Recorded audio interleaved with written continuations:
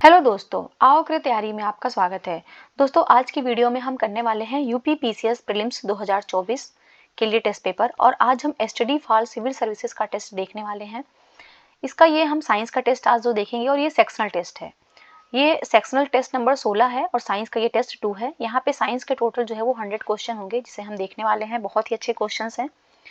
दोस्तों, अगर आपको मेरी वीडियोस पसंद आ रही है तो प्लीज़ आप मेरे चैनल को सब्सक्राइब करिए, मेरे वीडियोस को लाइक करिए और ज़्यादा से ज़्यादा इसको शेयर करिए। तो चलिए फिर हम प्रश्नों को देखना स्टार्ट करते हैं। इसका क्वेश्चन फर्स्ट है, निम्नलिखित में से सही विकल्प का चयन करना है। यहाँ पे बताना है, दिए हुए स्टेटमेंट हैं 4, यहाँ पे बताना इसमें से कौन सा जो है वो सही है। तो पहला है, प्रकाशीय तंतु सिलिका से बने पतले बेलनाकार ट्यूब होते हैं जो प्रकाश के पूर्ण आंतरिक परावर्तन के सिद्धांत पर काम करते हैं। तो जो प्रकाशीय तंतु होते हैं, ऑप्टिकल फाइबर होते हैं, वो सिलिका से बना हुआ पतला बेलनाकार ट्यूब होता है जो प्रकाश का टोटल परावर्तन सिद्धांत होता है, आंतरिक परावर्तन सिद्धांत, उस पर कार्य करता है। देखिए ये स्टेटमेंट बिल्कुल करेक्ट है। सेकेंड है, प्रकाशीय तंतु ऑप्टिकल फाइबर में प्रकाश ऊर्जा का कोई नुकसान नहीं होता है। तो ये बिल्कुल सही है, प्रकाश ऊर्जा का यहाँ पे कोई नुकसान नहीं होता है। थर्ड है, प्रकाशीय तंतु जो है वो संचार प्रणाली में ऊर्जा की खपत बेहद ज्यादा होती है। देखिए गलत है, इसमें बेहद ज्यादा नहीं होती है, बल्कि जो ऊर्जा की खपत होती है वो बेहद कम होती है। तो इस वजह से ये विकल्प तो यहाँ पे सही नहीं होगा। और फोर्थ भी देख लेते हैं, प्रकाशीय तंतु विद्युत चुंबकीय अवरोध और रेडियो आवृत्ति अवरोध से मुक्त होते हैं। तो ये बिल्कुल करेक्ट है। जो प्रकाशीय तंतु होते हैं वो विद्युत चुंबकीय अवरोध और रेडियो आवृत्ति जो अवरोध होता है उससे वो फ्री होते हैं। तो यहाँ पे बताना है कौन सा कथन जो है वो सही है। तो हम देखेंगे यहाँ पे 3 नंबर वाला तो गलत हो गया, तो ये भी गलत हो जाएगा, ये भी गलत हो जाएगा और 1, 2, 4 ये सही होगा। तो इसका जो सही जवाब होगा वो बी हो जाएगा। 1, 2, 4 जो है वो सत्य कथन है। नेक्स्ट क्वेश्चन नंबर 2, निम्नलिखित में से सही विकल्प का चयन करना है। यहाँ पे पहला स्टेटमेंट है, रोस्टर स्कैन का उपयोग कैथोड रे ट्यूब मॉनिटर में किया जाता है जिसमें इलेक्ट्रॉनिक बीम को इलेक्ट्रॉन गन के माध्यम से प्रक्षेपित किया जाता है। देखिए ये बिल्कुल सही स्टेटमेंट है। सेकंड है, रमन प्रभाव के अनुसार जब प्रकाश किसी अपारदर्शी माध्यम से निकलता है तो प्रकाश की प्रकृति परिवर्तित हो जाती है। देखिए रमन प्रभाव ये कहता है कि जब भी प्रकाश किसी पारदर्शी माध्यम से निकलता है तो उसकी प्रकृति जो है वो परिवर्तित होती है। तो यहाँ पे अपारदर्शी दिया इसलिए सेकंड वाला गलत हो जाएगा। थर्ड है, दृश्य प्रकाश विद्युत चुंबकीय विकिरण का वह भाग है जिसे मानव आंख देख सकते हैं। तो बिल्कुल सही है, दृश्य प्रकाश जो होता है वो विद्युत चुंबकीय विकिरण का वह भाग होता है जिसमें जो मानव आंख होता है वो उसको देख सकता है। तो यहाँ पे 1 और 3 सही है। तो इसका जो सही जवाब होगा वो सी हो जाएगा। केवल 1 और 3 जो है वो सही है। नेक्स्ट है क्वेश्चन नंबर 3, निम्नलिखित में से सही विकल्प का चयन करना है। पहला है इसका कि मानव का कान जो है वो 1000 से 5000 हर्ट्ज की आवृत्तियों के प्रति अधिक संवेदनशील होते हैं। तो ये बिल्कुल करेक्ट है। जो मनुष्य के कान होते हैं वो 1000 से लेकर के 5000 हर्ट्ज की जो आवृत्ति होती है उसके प्रति अधिक संवेदनशील होते हैं। सेकंड है कि मानव आंख पीले हरे रंग के प्रति अधिक संवेदनशील होती है। देखिए ये भी बिल्कुल करेक्ट है। जो मानव आंख होती है वो पीले हरे रंग के प्रति अधिक संवेदनशील होती है। थर्ड है, हमारे कानों द्वारा सुनी गई ध्वनि का प्रभाव हमारे मस्तिष्क में 1 सेकेंड के 1/12वें भाग तक रहता है। तो देखिए जो भी हम कानों के द्वारा सुनी गई हमारे ध्वनि होती है वो हमारे मस्तिष्क में 1/10 जो सेकंड का 1/10वां भाग होता है इतने तक ही रहती है, ना कि 1/12वें तक। तो ये वाला स्टेटमेंट जो है वो गलत हो जाएगा। फोर्थ है, दृष्टि की दृढ़ता का अर्थ है जब कोई छवि रेटिना पर बनती है तो वह 1 सेकेंड के 1/16वें हिस्से तक मानव मस्तिष्क पर अंकित रहती है। तो ये भी बिल्कुल करेक्ट स्टेटमेंट है। तो यहाँ पे 3 नंबर गलत हो जाएगा। तो सी भी गलत हो गया, डी भी गलत हो गया। 1, 2, 4 इसका सही जवाब होगा। तो इसका जो जवाब होगा वो बी हो जाएगा, बी इसका सही आंसर। नेक्स्ट हम लोग क्वेश्चन देखते हैं, क्वेश्चन नंबर 4 नंबर क्वेश्चन है, निम्नलिखित में से सही विकल्प का चयन करना है। जब आपतन कोण क्रांतिक कोण से अधिक हो जाता है तो प्रकाश की किरण अंतराफलक से परावर्तित होकर उसी माध्यम में वापस आ जाती है। इस घटना को पूर्ण आंतरिक परावर्तन कहा जाता है। तो देखिए जब आपतन कोण क्रांतिक कोण से अधिक हो जाता है और प्रकाश की जो किरण होती है वो अंतराफलक से परावर्तित होकर उसी माध्यम में वापस आती है तो इसी घटना को पूर्ण आंतरिक परावर्तन कहा जाता है। ये बिल्कुल करेक्ट स्टेटमेंट है। सेकंड है कि निकट दृष्टि दोष से पीड़ित व्यक्ति आमतौर पर अपने चश्मे में उत्तल लेंस का उपयोग करता है। देखिए जो निकट दृष्टि दोष होता है ना, इसमें व्यक्ति को जो है वो निकट की चीजें तो इनको दिखाई देती हैं परंतु दूर की चीजें इसमें दिखाई नहीं देती है। तो इससे पीड़ित व्यक्ति को जो चश्मा लगाया जाता है वो उत्तल लेंस का नहीं लगाया जाता है, वो अवतल लेंस का लगाया जाता है। ध्यान रखिएगा, अवतल लेंस का लगाया जाता है, इसलिए सेकंड वाला गलत हो गया। थर्ड है, दूर दृष्टि दोष से पीड़ित व्यक्ति आमतौर पर अपने चश्मे में अवतल लेंस का उपयोग करता है। तो देखिए, भी हमने क्या देखा कि अवतल लेंस का उपयोग तो वो निकट दृष्टि दोष में हो रहा है, और जो दूर दृष्टि दोष होता है जिसमें व्यक्ति को दूर की वस्तुएं तो स्पष्ट दिखाई देती है परंतु पास की वस्तुएं दिखाई नहीं देती हैं, और इसके उपचार के लिए उत्तल लेंस का प्रयोग किया जाता है।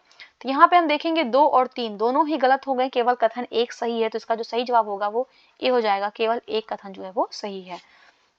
नेक्स्ट देखते हैं क्वेश्चन 5 नंबर, निम्नलिखित में से कौन सा विकल्प जो है वो सही है, सही विकल्प का चयन करना है। तो कच्चा लोहा, बर्फ, एंटीमनी, बिस्मिथ, पीतल आदि पिघलने पर आयतन में सिकुड़ जाते हैं। जब ये चीजें जो है, कच्चा लोहा हो गया, बर्फ हो गया, एंटीमनी हो गया, बिस्मिथ हो गया, पीतल हो गया, जब पिघलते हैं तो इनका आयतन जो है वो कम हो जाता है, सिकुड़ जाते हैं, और इस प्रकार के ठोस पदार्थ अपने द्रव में तैरते हैं। तो ये बिल्कुल करेक्ट स्टेटमेंट है, ये अपने द्रव में ही तैरते हैं। सेकेंड है, एथिलीन ग्लाइकॉल का उपयोग स्वचालित इंजनों में एंटी फ्रीज के रूप में किया जाता है। तो देखिए, ये भी बिल्कुल करेक्ट है, जो एथिलीन ग्लाइकॉल है उसका उपयोग जो है वो स्वचालित इंजनों में एंटी फ्रीज के रूप में किया जाता है। और थर्ड है कि जब एथिलीन ग्लाइकॉल को पानी के साथ मिलाया जाता है तो मिश्रण का जो हिमांक है, जो फ्रीजिंग पॉइंट है, वो 0 डिग्री सेल्सियस तक गिर जाता है, जिससे ठंडे देशों में स्वचालित इंजन जम नहीं पाते हैं। ये भी बिल्कुल करेक्ट है, यहाँ पे तीनों स्टेटमेंट बिल्कुल करेक्ट है, इसका जो सही जवाब होगा वो सी हो जाएगा। नेक्स्ट हम लोग देखते हैं क्वेश्चन 6 नंबर क्वेश्चन, निम्नलिखित में से सही विकल्प का यहाँ पे चयन करना है।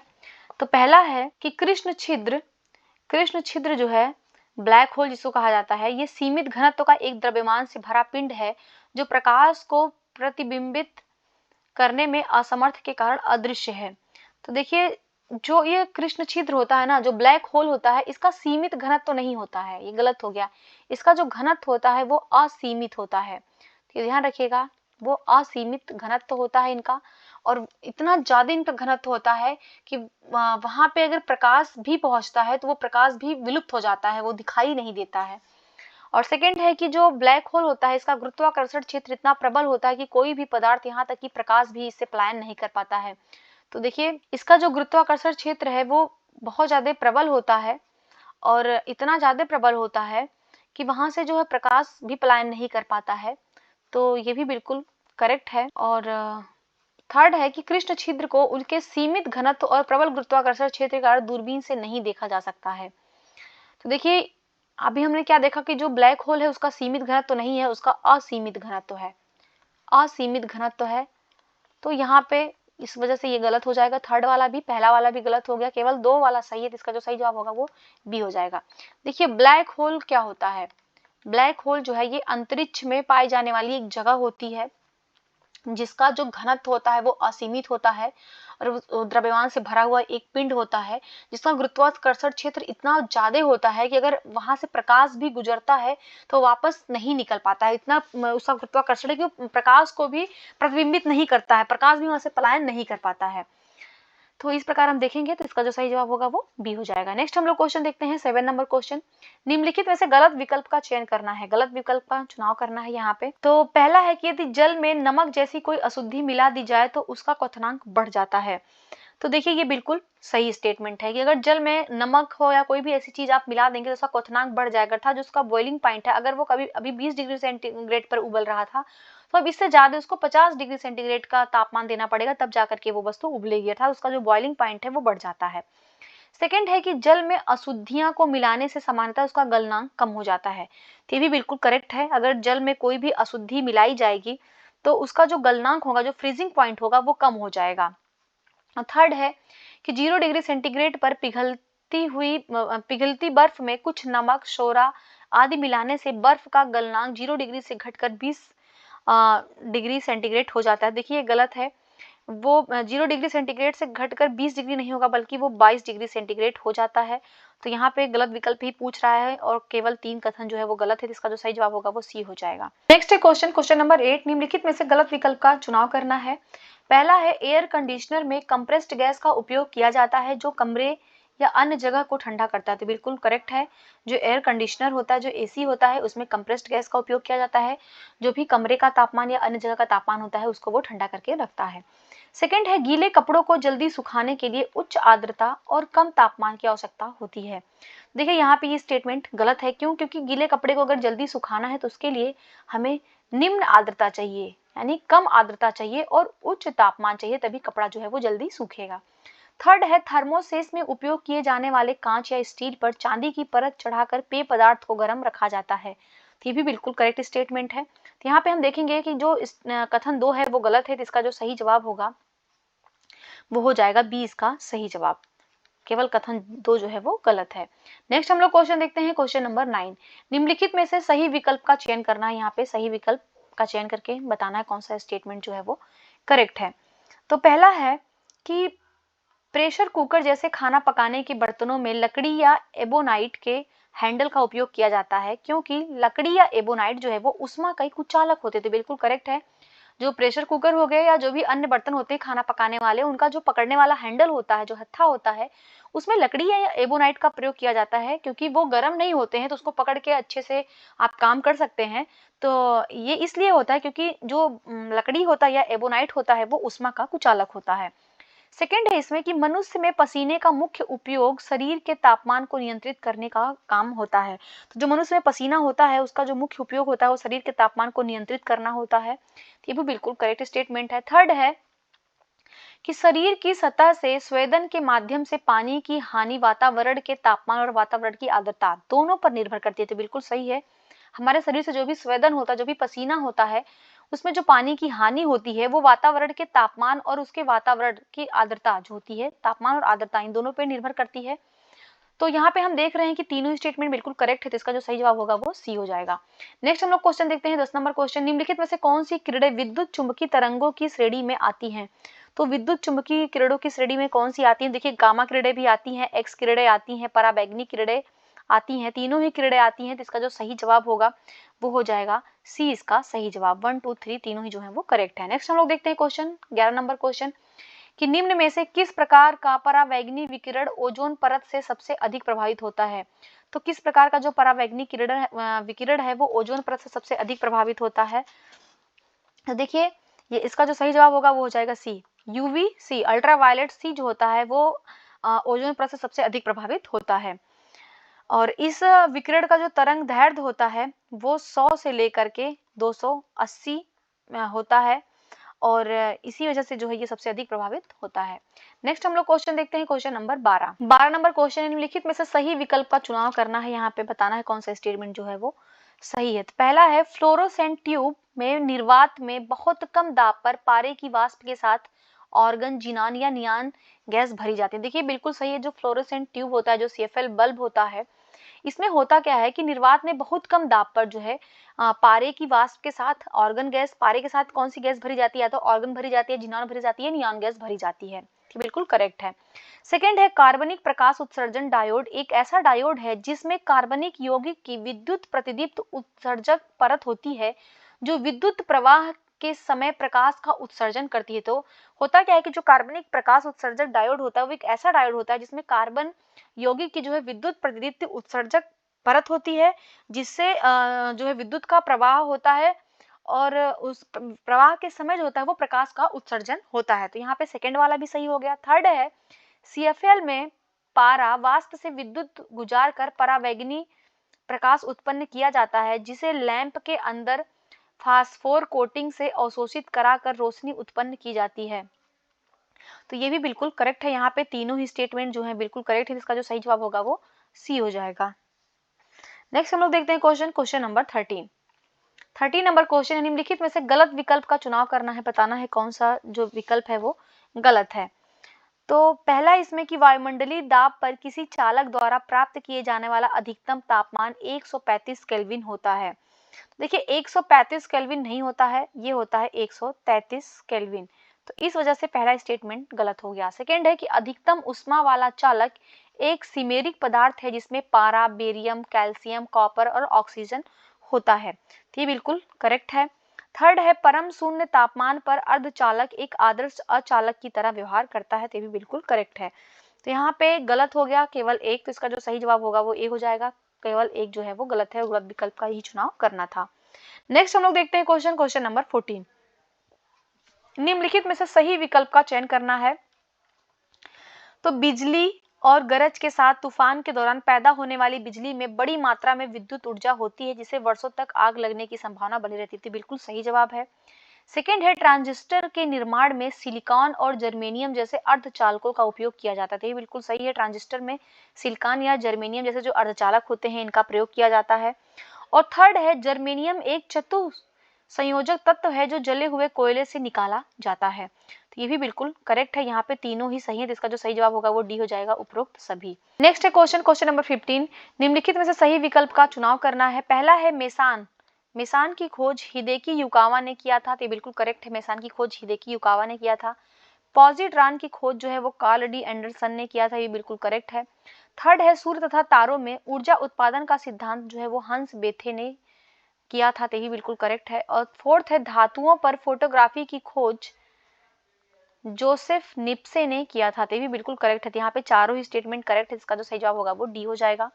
नेक्स्ट हम लोग देखते हैं क्वेश्चन 16 नंबर क्वेश्चन। निम्नलिखित में से गलत विकल्प का चयन करना है, गलत विकल्प बताना है। तो पहला है, सौर जल पंप एक ऐसा विद्युत पंप है जिसमें विद्युत एक या एक से अधिक फोटोवोल्टेइक पैनल प्रदान की जाती है। तो ये बिल्कुल करेक्ट है कि जो सौर जल पंप होता है वो एक ऐसा विद्युत पंप होता है जिसमें विद्युत एक या एक से अधिक फोटोवोल्टेइक पैनल के द्वारा जो है वो प्रदान किया जाता है। सेकंड है, सौर जल पंप में सौर ऊर्जा का प्रयोग पर पृष्ठीय पंप तथा निमज्जी पंप दोनों के लिए होता है और यह पंप सौर ऊर्जा का उपयोग अपकेंद्री तथा पिस्टन वाले पंप के लिए भी करती है। ये भी बिल्कुल करेक्ट स्टेटमेंट है। थर्ड है, सौर सेल या प्रकाश वोल्टी सेल एक विद्युत उपकरण है जो प्रकाश वोल्टी सेल द्वारा प्रकाश ऊर्जा को सीधे जो है वो विद्युत ऊर्जा में बदल देता है। तो ये बिल्कुल करेक्ट है। जो सौर सेल होता है वो प्रकाश ऊर्जा को सीधे विद्युत ऊर्जा में बदलता है। तो यहाँ पे देखिए तीनों ही स्टेटमेंट जो है वो करेक्ट हैं। तो पूछ रहा है गलत, तो यहाँ पे कोई भी गलत नहीं, इसलिए इसका सही जवाब डी हो जाएगा, इनमें से कोई नहीं। नेक्स्ट हम लोग क्वेश्चन देखते हैं, क्वेश्चन नंबर 17। निम्नलिखित में से सही विकल्प का चयन करना है।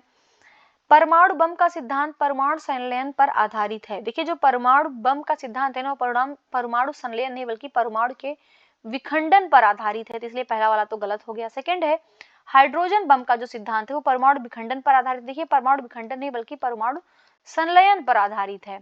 हाइड्रोजन बम जो है वो परमाणु के संलयन पर आधारित है और जो परमाणु बम होता है वो परमाणु विखंडन पर आधारित है। तो इसलिए पहला भी गलत हो गया, दूसरा भी गलत हो गया। तीसरा है, वर्तमान में विभिन्न तत्वों में रेडियोधर्मी समस्थानिकों का उपयोग परमाणु चिकित्सा के रूप में नैदानिक एवं चिकित्सीय उपचार में किया जा रहा है। ये भी बिल्कुल करेक्ट है थर्ड वाला। तो इसका जो सही जवाब होगा वो सी हो जाएगा, केवल 3 जो है वो सही है। नेक्स्ट हम लोग देखते हैं क्वेश्चन नंबर 18। निम्नलिखित में से गलत विकल्प का चयन करना है। तो पहला है, रेडियोधर्मी पदार्थ अल्फा कण, बीटा कण और गामा कण उत्सर्जित करते हैं। तो देखिए जो रेडियोधर्मी पदार्थ होते हैं वो अल्फा कण, बीटा कण, गामा कण उत्सर्जित करते हैं। बिल्कुल करेक्ट है। सेकंड है, यूरेनियम समस्थानिक जो यूरेनियम 235 है, इसका उपयोग जो है वो परमाणु ऊर्जा संयंत्रों में बिजली उत्पादन में किया जाता है। तो ये बिल्कुल करेक्ट है। जो यूरेनियम 235 है इसका उपयोग जो है वो बिजली उत्पादन में किया जा रहा है। थर्ड है, कैडमियम रेडियोधर्मी पदार्थ नहीं है, इसलिए यह परमाणु ईंधन श्रेणी में नहीं आता है। देखिए जो कैडमियम है ना, ये रेडियोधर्मी पदार्थ नहीं है, ये बिल्कुल करेक्ट है। और फोर्थ है, परमाणु रिएक्टरों में भरे भारी जल जो है और साधारण जल का उपयोग मंदक के रूप में किया जाता है। तो ये भी बिल्कुल करेक्ट है, क्योंकि जो परमाणु रिएक्टर होते हैं उसमें जो भारी जल होता है, साधारण जल होता है, उनका जो प्रयोग है वो मंदक के रूप में किया जाता है। तो यहाँ पे चारों ही सही है, परंतु क्वेश्चन में गलत विकल्प पूछ रहा है, तो इसका जो सही जवाब होगा वो सी हो जाएगा, इनमें से कोई नहीं, अर्थात चारों ही जो स्टेटमेंट है वो करेक्ट है। नेक्स्ट हम लोग देखते हैं क्वेश्चन नंबर 19। निम्नलिखित में से गलत विकल्प का चयन करना है, बताना है गलत विकल्प। पहला है कि फैदोमीटर नामक यंत्र से समुद्र तल में विमान की ऊंचाई मापी जाती है। देखिए जो फैदोमीटर नामक यंत्र से समुद्र तल से विमान की ऊंचाई मापी जाती है, ये स्टेटमेंट सही नहीं है। क्यों? क्योंकि जो समुद्र तल से विमान की ऊंचाई मापी जाती है वो फैदोमीटर से नहीं बल्कि वो अल्टीमीटर से मापी जाती है, वो अल्टीमीटर से मापी जाती है, इसलिए ये वाला तो गलत हो गया। सेकंड है, कार्बोरेटर के द्वारा इंजन में हवा को पेट्रोल वाष्प के साथ अवशोषित किया जाता है। तो कार्बोरेटर के द्वारा इंजन में हवा को पेट्रोल वाष्प के साथ अवशोषित किया जाता है, बिल्कुल करेक्ट है। थर्ड है, अल्टीमीटर नामक यंत्र से समुद्र की गहराई मापते हैं। ये जो समुद्र की गहराई मापते हैं ना, वो अल्टीमीटर से नहीं मापते हैं बल्कि वो मापते हैं फैदोमीटर से। तो ये भी गलत हो जाएगा। ये किससे मापते हैं ये ध्यान रखिएगा, ये फैदोमीटर। फैदोमीटर से जो है वो समुद्र की गहराई मापी जाती है। और फोर्थ है रेडियोमीटर नामक यंत्र से विकिरण द्वारा प्राप्त ऊर्जा को मापा जाता है। तो ये बिल्कुल करेक्ट है, जो रेडियोमीटर होता है उससे विकिरण द्वारा प्राप्त ऊर्जा को मापते हैं। तो यहाँ पे गलत विकल्प पूछ रहा है, तो हम देख रहे हैं यहाँ पे फर्स्ट और 3, 1 और 3 जो है वो गलत है। तो इसका जो सही जवाब होगा वो सी हो जाएगा। नेक्स्ट हम लोग क्वेश्चन देखते हैं, क्वेश्चन नंबर 20 नंबर क्वेश्चन निम्नलिखित में से गलत विकल्प का चयन करना है। तो पहला है कि किसी वस्तु के स्थिर रहने या यदि वह गतिमान है तो एक सीधी रेखा में चलते रहने की प्रवृत्ति को जड़त्व कहा जाता है। देखिए जड़त्व जो है वो जो किसी वस्तु का वह गुण होता है, जो वस्तु जो उसकी गति होती है उसकी अवस्था में किसी भी प्रकार के परिवर्तन का वो विरोध करता है, उसी को जड़त्व कहा जाता है। और ये जड़त्व का नियम किसने दिया था? तो ये जड़त्व का नियम जो दिया था वो न्यूटन ने दिया था। न्यूटन ने गति के 3 नियम दिए थे और ये न्यूटन का जो है वो पहला नियम है जिसको हम लोग जड़त्व का नियम कहते हैं। तो ये बिल्कुल करेक्ट है। सेकंड कह रहा है कि साधारण मशीनें में किसी व्यक्ति को कम बल का उपयोग करके समान मात्रा में काम करने में मदद मिलती है। ये भी बिल्कुल करेक्ट है। जो साधारण मशीन होती है वो किसी व्यक्ति को जो है वो कम बल का उपयोग करके ही उसके जो समान मात्रा में काम करने में मदद करती है। और थर्ड है दूध से मक्खन निकालने वाली मशीन अभिकेंद्री बल के सिद्धांत पर कार्य करती है। देखिए जो दूध से मक्खन निकालने वाली मशीन हो गई या वॉशिंग मशीन में कपड़ा धुलना हो गया, ये अभिकेंद्री बल नहीं बल्कि ये अपकेंद्री बल, ये जो है वो अपकेंद्री बल के सिद्धांत पे काम करता है। तो इस वजह से थर्ड वाला गलत हो गया। क्वेश्चन में गलत ही पूछ रहा था, इसका जो सही जवाब होगा वो सी हो जाएगा। केवल 3 जो है वो गलत है।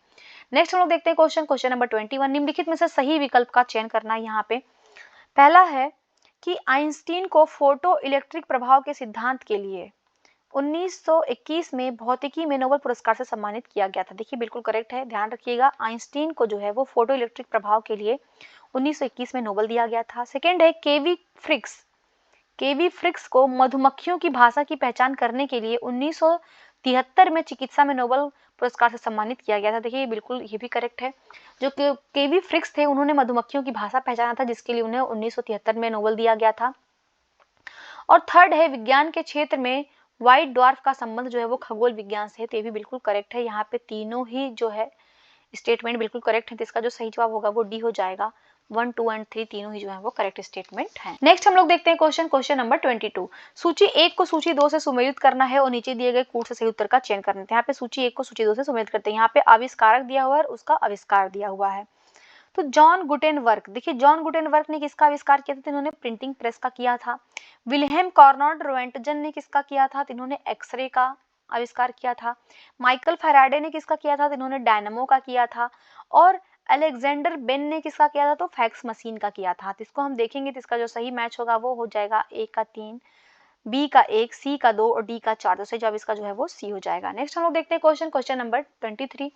निम्नलिखित में से गलत विकल्प का चयन करना है। यहाँ पे बताना है कौन सा विकल्प जो है वो गलत है। तो क्रायोजेनिक्स के अंतर्गत घर्षण और स्नेहन से संबंधित सिद्धांतों का अध्ययन और अनुप्रयोग किया जाता है। स्नेहन मतलब जो उसका ल्यूब्रिकेंट है, उसके सिद्धांतों का अध्ययन या और अनुप्रयोग किया जाता है। तो देखिए ये जो है ये सही नहीं है। क्यों? क्योंकि जो ट्राइबोलॉजी होता है ना उसके अंतर्गत घर्षण और स्नेहन से संबंधित सिद्धांतों का अध्ययन और अनुप्रयोग किया जाता है, ना कि क्रायोजेनिक्स के अंतर्गत। तो ये गलत हो गया, यहाँ पे मैं लिख दे रही हूँ। ये ट्राइबोलॉजी के अंतर्गत होता है। जो ट्राइबोलॉजी है, ट्राइबोलॉजी के अंतर्गत जो है वो घर्षण और स्नेहन से संबंधित सिद्धांतों का अध्ययन और अनुप्रयोग किया जाता है। क्रायोजेनिक्स क्या है? तो क्रायोजेनिक्स जो है भौतिक विज्ञान की वह शाखा है जिसमें निम्न ताप उत्पन्न करने व उसके अनुप्रयोग का अध्ययन करने के लिए किया जाता है क्रायोजेनिक्स का। सेकेंड है इसमें कि क्वांटम यांत्रिकी के अंतर्गत सूक्ष्म कणों की गति और परस्पर क्रिया का अध्ययन किया जाता है। ये बिल्कुल करेक्ट है, क्योंकि जो क्वांटम फिजिक्स होता है, जो क्वांटम मैकेनिक्स होता है, इसके अंतर्गत जो है वो सूक्ष्म कणों की गति और उनमें परस्पर क्रिया का अध्ययन किया जाता है। और थर्ड है साइटोटॉन एक उपकरण है जो कृत्रिम जलवायु उत्पन्न करता है। ये भी बिल्कुल करेक्ट है। यहाँ पे 2 और 3 सही है, लेकिन क्वेश्चन में गलत विकल्प पूछ रहा है तो इसका सही जवाब ये हो जाएगा। केवल कथन 1 जो है वो असत्य है। नेक्स्ट हम लोग देखते हैं क्वेश्चन नंबर 24। निम्नलिखित में से सही विकल्प का चयन करना है। सही विकल्प का चयन करना है। लेसर का अर्थ विकिरण उत्सर्जन के द्वारा प्रकाश का प्रवर्धन होता है। देखिए जो लेसर का अर्थ होता है वो विकिरण उत्सर्जन के द्वारा प्रकाश का प्रवर्धन होता है। Laser means light amplification by stimulated emission of radiation, तो ये बिल्कुल करेक्ट है। और सेकंड है कि लेसर जो है एक ऐसी युक्ति है जिसमें विकिरण ऊर्जा के उत्सर्जन के द्वारा एक वर्णी प्रकाश प्राप्त होता है, ये भी बिल्कुल करेक्ट है। और थर्ड है आकाश का रंग नीला दिखाई देने का कारण बैगनी, जामुनी और नीले रंग का न्यूनतम प्रकीर्णन है, क्योंकि प्रकाश की बैगनी तरंगें नीली तरंगों की तुलना में कम प्रकीर्णित होती हैं। देखिए यहाँ पे थर्ड वाला गलत हो गया, क्यों? क्योंकि जो आकाश का रंग है वो नीला दिखाई देता है, इसका कारण है जो बैगनी, जामुनी और नीले रंग का प्रकाश होता है उसका न्यूनतम नहीं बल्कि अधिकतम प्रकीर्णन होता है। ध्यान रखिएगा, न्यूनतम नहीं बल्कि अधिकतम प्रकीर्णन है, क्योंकि जो प्रकाश की बैगनी तरंगें होती हैं वो नीली तरंगों की तुलना में कम नहीं अधिक प्रकीर्णित होती हैं। तो इस वजह से यहाँ पे शब्दों के साथ खेला है क्वेश्चन, तो यहाँ पे बहुत छोटी छोटी गलतियां हैं, इसको ध्यान से देखिएगा नहीं तो गलत हो जाएगा। तो थर्ड वाला यहाँ पे गलत हो गया, केवल 1 और 2 सही है, और सही पूछ भी रहा था, इसका सही जवाब जो है वो ए हो जाएगा। नेक्स्ट हम लोग क्वेश्चन देखते हैं, क्वेश्चन नंबर 25। निम्नलिखित में से गलत विकल्प का चयन करना है।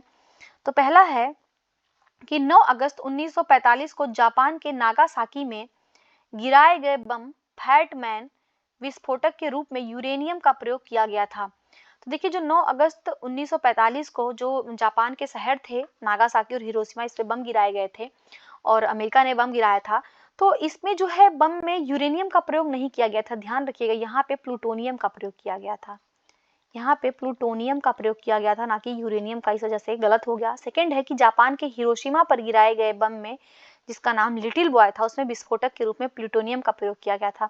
तो देखिए जो नागासाकी में गिराया गया था वहां पे तो प्लूटोनियम प्रयोग किया गया था, परंतु जो हिरोशिमा पे गिराया गया था वहां पे यूरेनियम का प्रयोग किया गया था, ना कि प्लूटोनियम का। तो ये दोनों ही स्टेटमेंट जो है वो गलत है। थर्ड है ऐसे परिकल्पनात्मक कण जो प्रकाश की गति से तीव्र गति से चलते हैं ट्रैकियन कहलाते हैं, तो ये बिल्कुल करेक्ट है। ऐसे जो कण होते हैं जो प्रकाश की गति से भी तीव्र चलते हैं उनको ट्रैकियन कहा जाता है।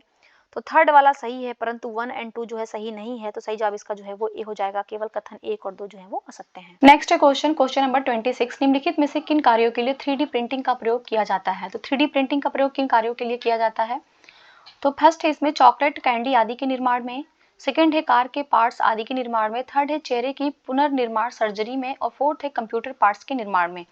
देखिए इन चारों ही चीजों में जो है वो 3D प्रिंटिंग का प्रयोग किया जाता है, तो इसका जो सही जवाब हो जाएगा वो डी हो जाएगा। 1 2 3 4 आल जो है वो करेक्ट है। नेक्स्ट हम लोग देखते हैं क्वेश्चन, क्वेश्चन नंबर 27। निम्नलिखित में से सही विकल्प का चयन करना है। तो पहला है यहाँ पे शुष्क बर्फ मूलतः ठोस कार्बन डाइऑक्साइड होता है, तो बिल्कुल करेक्ट है, जो शुष्क बर्फ होता है वो ठोस कार्बन डाइऑक्साइड होता है। सेकंड है जीन थेरेपी में रोगग्रस्त जीन को काट कर रोग मुक्त किया जाता है, तो बिल्कुल करेक्ट है, जो जीन थेरेपी होती है उसमें जो भी रोगग्रस्त जीन होता है उसको काट करके हटा दिया जाता है। थर्ड है कोबाल्ट 60 का उपयोग कैंसर के इलाज के लिए किया जाता है, तो भी बिल्कुल करेक्ट है, कोबाल्ट 60 का प्रयोग कैंसर के इलाज में होता है। तो यहाँ पे तीनों स्टेटमेंट करेक्ट है, तो इसका जो सही जवाब होगा वो डी हो जाएगा। 1 2 3 करेक्ट है। Next question, question number 28। निम्नलिखित में से कौन सा एक अदिश राशि का उदाहरण नहीं है? अदिश राशि का उदाहरण नहीं है, देखिए जो भौतिक राशियां होती हैं वो दो प्रकार की होती हैं, एक तो सदिश राशि होती है और दूसरी जो होती है वो एक अदिश राशि होती है। सदिश राशि में क्या होता है, तो इसमें परिमाण होता है, परिमाण के साथ साथ दिशा होता है, ये दोनों होता है तो उसको हम सदिश राशि कहते हैं। और जिन भौतिक राशियों में केवल परिमाण होता है, केवल परिमाण होता है, दिशा नहीं होता है, उनको जो है अदिश राशियां कहा जाता है। तो देखिए यहाँ पे पूछ रहा है कि कौन अदिश राशि का उदाहरण नहीं है, तो देखिए यहाँ पे वेग, बल और विस्थापन ये तीनों ही जो है वो सदिश राशि है, ना कि अदिश राशि है। और दूरी और चाल ये दोनों जो है वो अदिश राशि हैं। तो पूछ रहा है कि कौन नहीं है, तो 1 2 3 जो है वो नहीं है, इसका सही जवाब जो है वो ए हो जाएगा। नेक्स्ट हम लोग देखते हैं क्वेश्चन, क्वेश्चन नंबर 29। निम्नलिखित में से सही विकल्प का चयन करना है। तो पहला है कि नाभिकीय रिएक्टर में द्रव्यमान ऊर्जा को उष्म ऊर्जा में परिवर्तित किया जाता है। देखिए जो नाभिकीय रिएक्टर होता है उसमें जो द्रव्यमान ऊर्जा होती है वो उष्म ऊर्जा में परिवर्तित होती है, बिल्कुल करेक्ट है। सेकंड है कि ईंधन कोशिकाओं में रासायनिक ऊर्जा को विद्युत ऊर्जा में परिवर्तित किया जाता है, तो जो भी ईंधन कोशिकाएं होती हैं वो जो भी केमिकल एनर्जी होती है उसको जो है इलेक्ट्रिकल एनर्जी में कन्वर्ट करती है, तो भी बिल्कुल करेक्ट है। थर्ड है लाउड स्पीकर जो होता है वो ध्वनि ऊर्जा को वैद्युत ऊर्जा में परिवर्तित करता है। तो देखिए यहाँ पे ये चीजें गलत लिखी हुई है, क्योंकि जो लाउड स्पीकर होता है वो विद्युत ऊर्जा को ध्वनि ऊर्जा में बदलता है, ना कि ध्वनि ऊर्जा को विद्युत ऊर्जा में, इसलिए थर्ड वाला गलत हो गया। फोर्थ है जनरेटर जो होता है इसमें यांत्रिक ऊर्जा को विद्युत ऊर्जा में परिवर्तित किया जाता है, ये भी बिल्कुल करेक्ट है। ये बहुत ही ऐसे क्वेश्चंस ये इंपॉर्टेंट होते हैं, ये बार बार एग्जाम में पूछे जाते हैं कि कौन किस में परिवर्तित करता है, जैसे लाउड स्पीकर हो गया, जनरेटर हो गया, ईंधन कोशिका हो गया, नाभिकीय रिएक्टर हो गया, जो ईयरफोन हो गया। तो ये चीज़ों का आप ध्यान रखिएगा कि कौन सी ऊर्जा किस ऊर्जा में बदल रही है। तो इस वाले क्वेश्चन में हम देख रहे हैं यहाँ पे कि थर्ड वाला तो गलत हो गया, इसका जो सही जवाब होगा वो 1 2 4 होगा, तो इसका जो आंसर हो जाएगा वो 20 का सही जवाब हो जाएगा। नेक्स्ट हम लोग देखते हैं क्वेश्चन नंबर 30। निम्नलिखित में से सही विकल्प का चयन करना है, यहाँ पे बताना है कौन सा विकल्प जो है वो सही है। तो पहला है कि भौतिक राशि की वह शाखा जिसमें बल लगाने या विस्थापित होने पर पिंडों के व्यवहार में आने वाले परिवर्तन का अध्ययन किया जाता है, गतिकी कहलाता है। देखिए, जो भौतिक विज्ञान की वह शाखा जिसमें बल लगाने पर या विस्थापित होने पर जो भी पिंड होता है उसके व्यवहार में जो भी परिवर्तन आता है उसका अध्ययन किया जाता है, उसको गतिकी नहीं कहा जाता है, बल्कि उसको यांत्रिकी कहा जाता है, उसको मैकेनिक्स कहा जाता है। तो ये ध्यान रखिएगा, उसको जो है वो यांत्रिकी कहा जाता है, ना कि गतिकी कहा जाता है। तो इस वजह से फर्स्ट वाला तो गलत हो गया। सेकेंड है, किसी वस्तु पर पृथ्वी द्वारा लगाया गया आकर्षण बल उस वस्तु का भार कहलाता है। बिल्कुल करेक्ट है, किसी भी वस्तु पे जो पृथ्वी के द्वारा आकर्षण बल होता है वही उसका भार कहलाता है, इसीलिए जो है वो भार फील हो पाता है। और थर्ड है कि ऊर्जा संरक्षण के मूल सिद्धांत के अनुसार ऊर्जा को ना तो बनाया जा सकता है और ना ही नष्ट किया जा सकता है, तो ये बिल्कुल करेक्ट है। और फोर्थ है, किसी पदार्थ के परिक्रमण को उस पदार्थ का द्रव्यमान कहा जाता है। तो देखिए, किसी भी पदार्थ का जो परिमाण होता है उसको जो है उसका द्रव्यमान कहा जाता है, तो ये भी बिल्कुल करेक्ट है। क्वेश्चन में पूछ रहा है सही विकल्प का चयन करें, तो इस यहाँ पे केवल एक जो है ये गलत हो जाएगा, बाकी 2 3 4 जो है वो सही है, तो इसलिए इसका जो सही जवाब होगा वो सी हो जाएगा। नेक्स्ट है क्वेश्चन नंबर 31। निम्नलिखित में से सही विकल्प का चयन करना है। यहाँ पे भौतिक राशि दिया हुआ और उनकी इकाई दिया हुआ है। त्वरण जो भौतिक इकाई है, इसकी जो भौतिक राशि है, इसका जो इकाई होगा वो मीटर प्रति वर्ग सेकेंड होगा। बिल्कुल करेक्ट है, मीटर प्रति वर्ग सेकेंड होता है। और संवेग का जो है वो किलोग्राम मीटर प्रति सेकेंड होता है, बिल्कुल सही है। और कोणीय त्वरण का रेडियन प्रति वर्ग सेकेंड होता है, ये भी बिल्कुल करेक्ट है।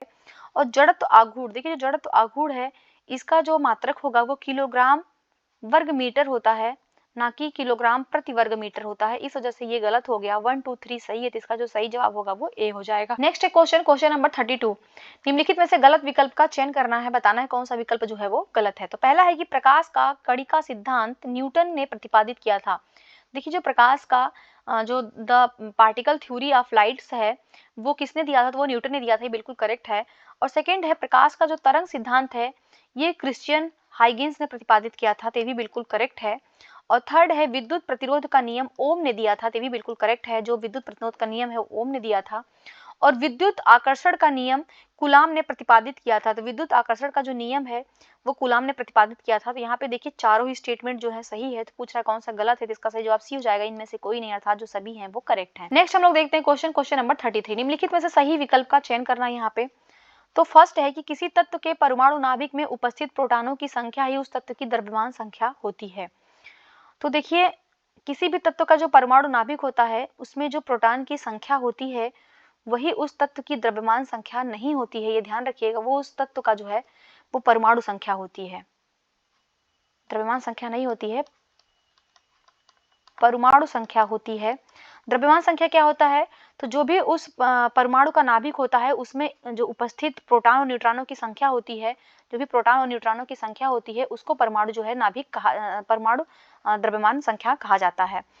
सेकेंड है, जब किसी परमाणु का परमाणु भार लगभग उसकी द्रव्यमान संख्या के बराबर होता है। तो किसी भी परमाणु का जो परमाणु भार होता है वो लगभग उसकी द्रव्यमान संख्या के बराबर होता है, ये बिल्कुल करेक्ट है। और थर्ड है, किसी परमाणु के नाभिक में मौजूद प्रोटॉन और न्यूट्रॉनों की संख्या का योग उस परमाणु का परमाणु संख्या कहलाता है। देखिए गलत है, अभी हमने क्या देखा ऊपर कि जो भी नाभिक में मौजूद प्रोटॉन होते हैं और न्यूट्रॉन होते हैं इनका योग जो होता है वो परमाणु भार कहलाता है, उसका जो है परमाणु भार कहलाता है, या इसी को द्रव्यमान संख्या कहा जाता है। तो थर्ड वाला भी जो है वो गलत होगा, केवल 2 सही है, इसका जो सही जवाब होगा वो भी हो जाएगा, केवल कथन 2 जो है वो सही है। नेक्स्ट हम लोग क्वेश्चन देखते हैं, क्वेश्चन नंबर 34। निम्नलिखित में से सही विकल्प का चयन करना है यहाँ पे। पहला है, गीजर काउंटर एक प्रकार का कर डिटेक्टर है जिसे गीजर मूलर काउंटर के नाम से भी जाना जाता है। तो गीजर काउंटर जो है एक प्रकार का कर डिटेक्टर है जिसे गीजर मूलर काउंटर के नाम से जाना जाता है, तो बिल्कुल करेक्ट है। सेकेंड है, गीगर काउंटर का उपयोग आयनीकरण विकिरण को मापने के लिए किया जाता है, तो भी बिल्कुल करेक्ट है। और थर्ड है, गीजर काउंटर द्वारा परमाणु विकिरण के उत्सर्जन का पता लगाया जाता है, तो ये भी बिल्कुल करेक्ट है। यहाँ पे तीनों ही बिल्कुल सही है, तो इसका जो सही जवाब होगा वो डी हो जाएगा। 1 2 3 तीनों ही जो है वो करेक्ट है। नेक्स्ट क्वेश्चन नंबर 35, निम्नलिखित में से कौन सा एक रासायनिक परिवर्तन का उदाहरण नहीं है।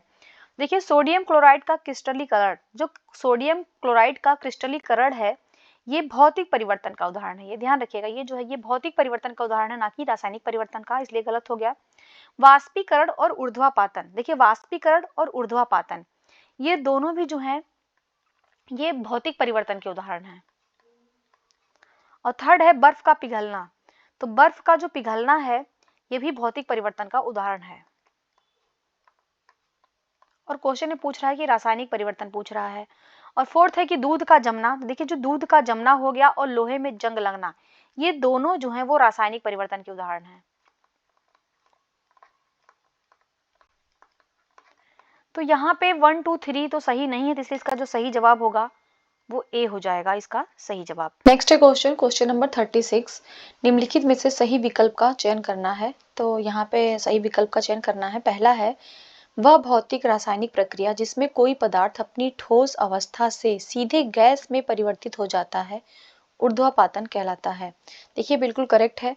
जो रासायनिक प्रक्रिया होती है जिसमें कोई भी जो ठोस पदार्थ होता है वो डायरेक्ट द्रव में बदले बिना ही गैस में बदल जाता है, उसको ऊर्ध्वापातन कहा जाता है। सेकंड है कपूर, नैफ्थलीन, अमोनियम क्लोराइड आदि पदार्थों को ऊर्ध्वापातन के द्वारा शुद्ध किया जाता है, ये भी बिल्कुल करेक्ट है। थर्ड है पाश्चुरीकरण तरल खाद्य पदार्थों को संरक्षित करने की एक विधि है। इस प्रक्रिया में दूध में मौजूद हानिकारक कीटाणु जो होते हैं वो नष्ट हो जाते हैं, तो ये भी बिल्कुल जो है वो करेक्ट है। तो यहाँ पे हम देखेंगे तीनों ही जो स्टेटमेंट है वो करेक्ट है, तो इसका जो सही जवाब होगा वो डी हो जाएगा। 1 2 3 तीनों ही सत्य कथन है। नेक्स्ट हम लोग देखते हैं क्वेश्चन नंबर 37, निम्नलिखित में से सही विकल्प का चयन करना है। पहला है सोडियम पानी से हल्का होने के कारण यह पानी में तैरता है। देखिए जो सोडियम है ना, ये इसका जो घनत्व होता है वो 0.97 होता है। सोडियम का जो घनत्व होता है 0.97 होता है, जो कि पानी से हल्का होता है, इसलिए पानी में जो है तैरता है, ये बिल्कुल सही है। सेकंड है सिल्वर क्लोराइड का उपयोग फोटोग्राफी में अनिवार्य रूप से किया जाता है।